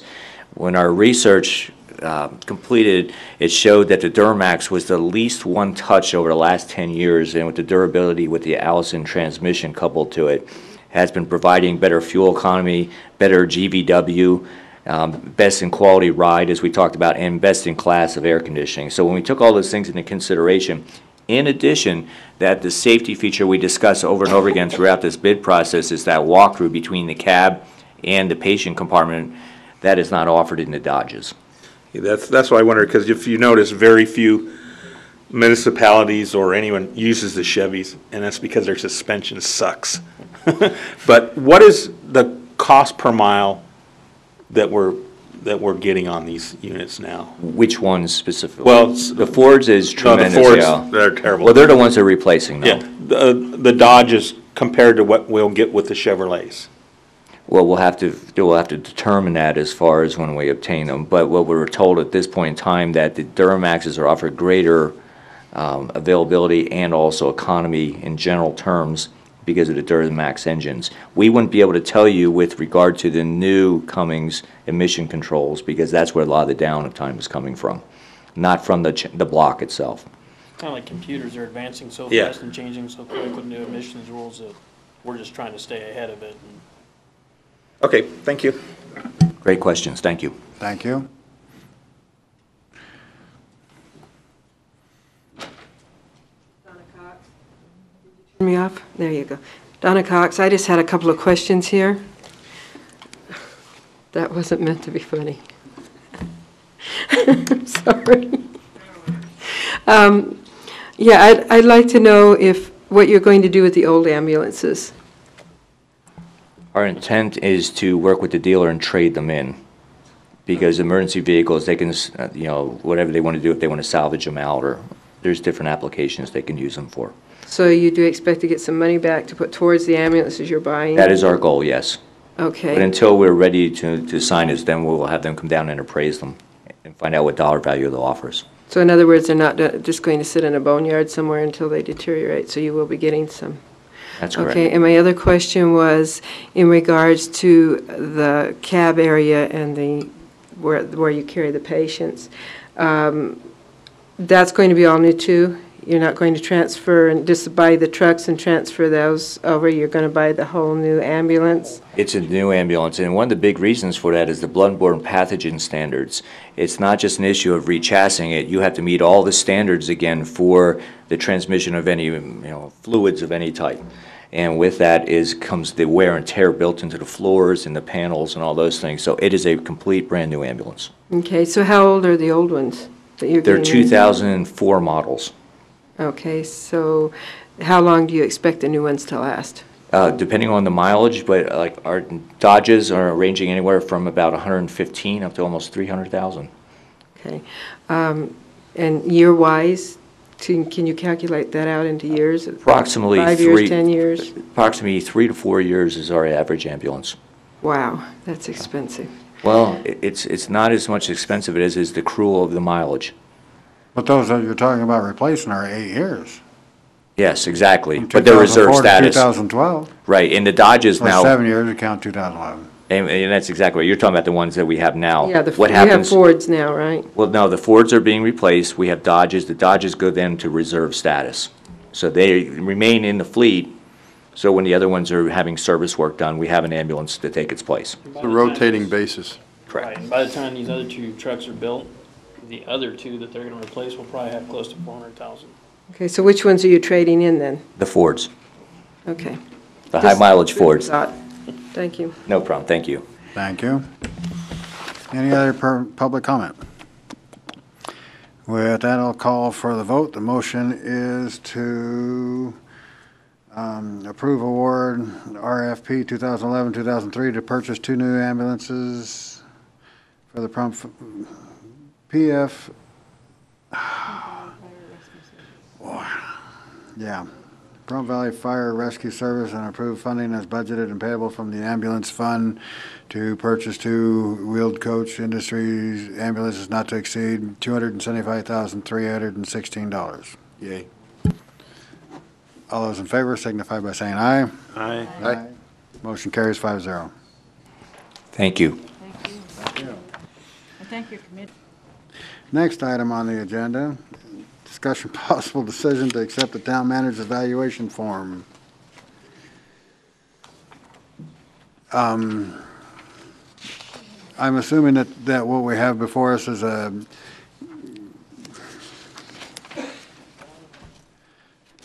all the suggestions compiled together. Is that a question to me, sir? I hope so. Yes, it is. Mr. Darby, yes, sir. That's took all the recommendations from the town board at the last town meeting. I put it all together. You guys all agreed with what Dr. Waters had brought to the table. I sat down with Dr. Waters while in Mesquite to make sure that we had this 100% correct. And after about 4 tweaks, I believe it's 100%. Any questions from the board? 99.9. Yeah, I got to put one little box in there. And that box is? The box is on page... It's on page 5 of 6. Yeah, page 5. At item X or item 10, average score, there's just no place to put the score. And he's going to put that in. So I got to put a box. That's a hint. But other than that, Mr. Chairman, it looks good. I love it. You're going to make a motion? Yes, Mr. Chairman, I'd like to make a motion that we approve the the town manager evaluation form. I second. All right, we have a motion and a second. Any further discussion from the board? Ms. Parker? Nope. Mr. Calkin? No. Ms. Anderson? Yes, I'd like to see that we set timelines within that motion, that it's established when we will be returning the evaluations, so that we can comply with the contract requiring a completion date by January 31st, and presentation to the town manager within a timely fashion. I believe that was said at the last town board meeting. It advised December 15th it had to be turned into HR, and then HR would compile everything and get it back to the town board by the, I believe it was the second meeting in January, and then to me. First meeting. The first meeting. Okay, I'm sorry, first meeting in January, then to me. Then we just need clarification on that, and we got it. Thank you.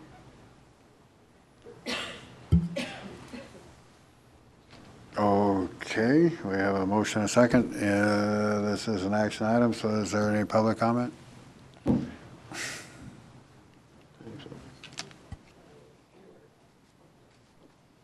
What'd they do, glue you to your seat, Dave? I didn't hear that, Mike. Oh, okay, good.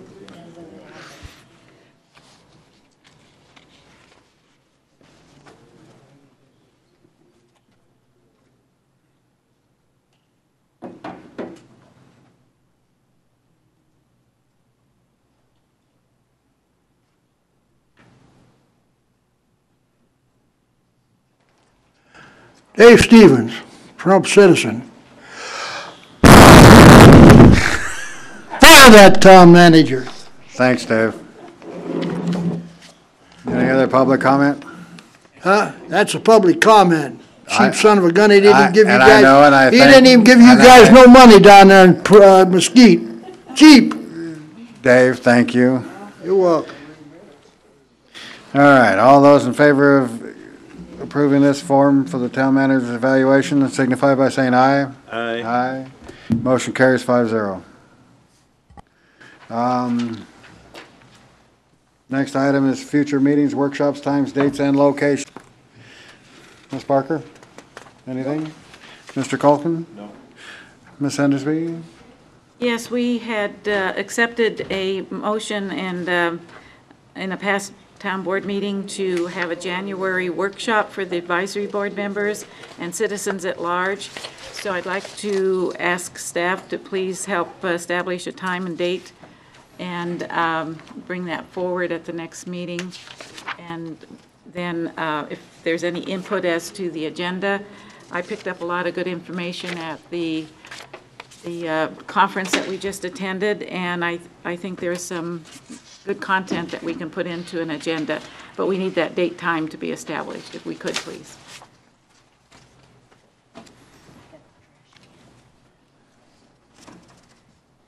Is that possible, Mr. Kobarger? Yeah. Okay. Thank you. Dr. Waters? Yes, thank you, Mr. Chairman. I know that we had to cancel our retreat, and it's something that I felt that the town board needed.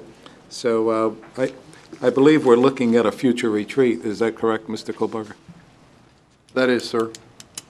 Okay, so as soon as we get that approved, we can go ahead and announce that. So, but for right now, it's just the idea that there is a retreat planned for the future. Thank you. Thank you. Mr. Chairman? Sorry. Mr. Colvin? I did think of something based on other comments. Mr. Kohlberger? You're too late, I'm sorry. I was wondering if you could contact the town of Amargosa and see about possibly setting up a joint meeting between their town board and us, or some kind of a workshop or something, because I think there's a lot of misunderstandings about the town of Pahrump on their part, and it'd be a good idea to share some information. You know, I would love to do that, sir, but however, I think that direction needs to come from the entire town board as a vote. So if you'd like to put it on the next town board agenda, we could get that done, Okay. since it involves setting up a meeting and has the entire town board there. Yeah, I was just, my thing here was just for you to check, see if they had an interest in that, but that's fine, we can just go ahead and put it. I can check to see if they have an interest. I believe I thought you asked me to go ahead and set up a meeting. Well, I kind of meant to see if they were interested, but it's getting late, you know. I thought some run a little. Mr. Darby, I personally would strongly suggest that why don't you and I just go out to one of their meetings, and that way, if we do it 2 by 2 or as such, then we can get a closer hands-on, and that way we're not violating any open meeting laws, and we can converse with them, and we can have a intimate conversation with them. Okay, then maybe you could inquire for us as to when their meetings are. They meet on and stuff, Thursdays. Okay, he's already ahead of you. Works for me. Okay, we'll do that. Thank you. Okay.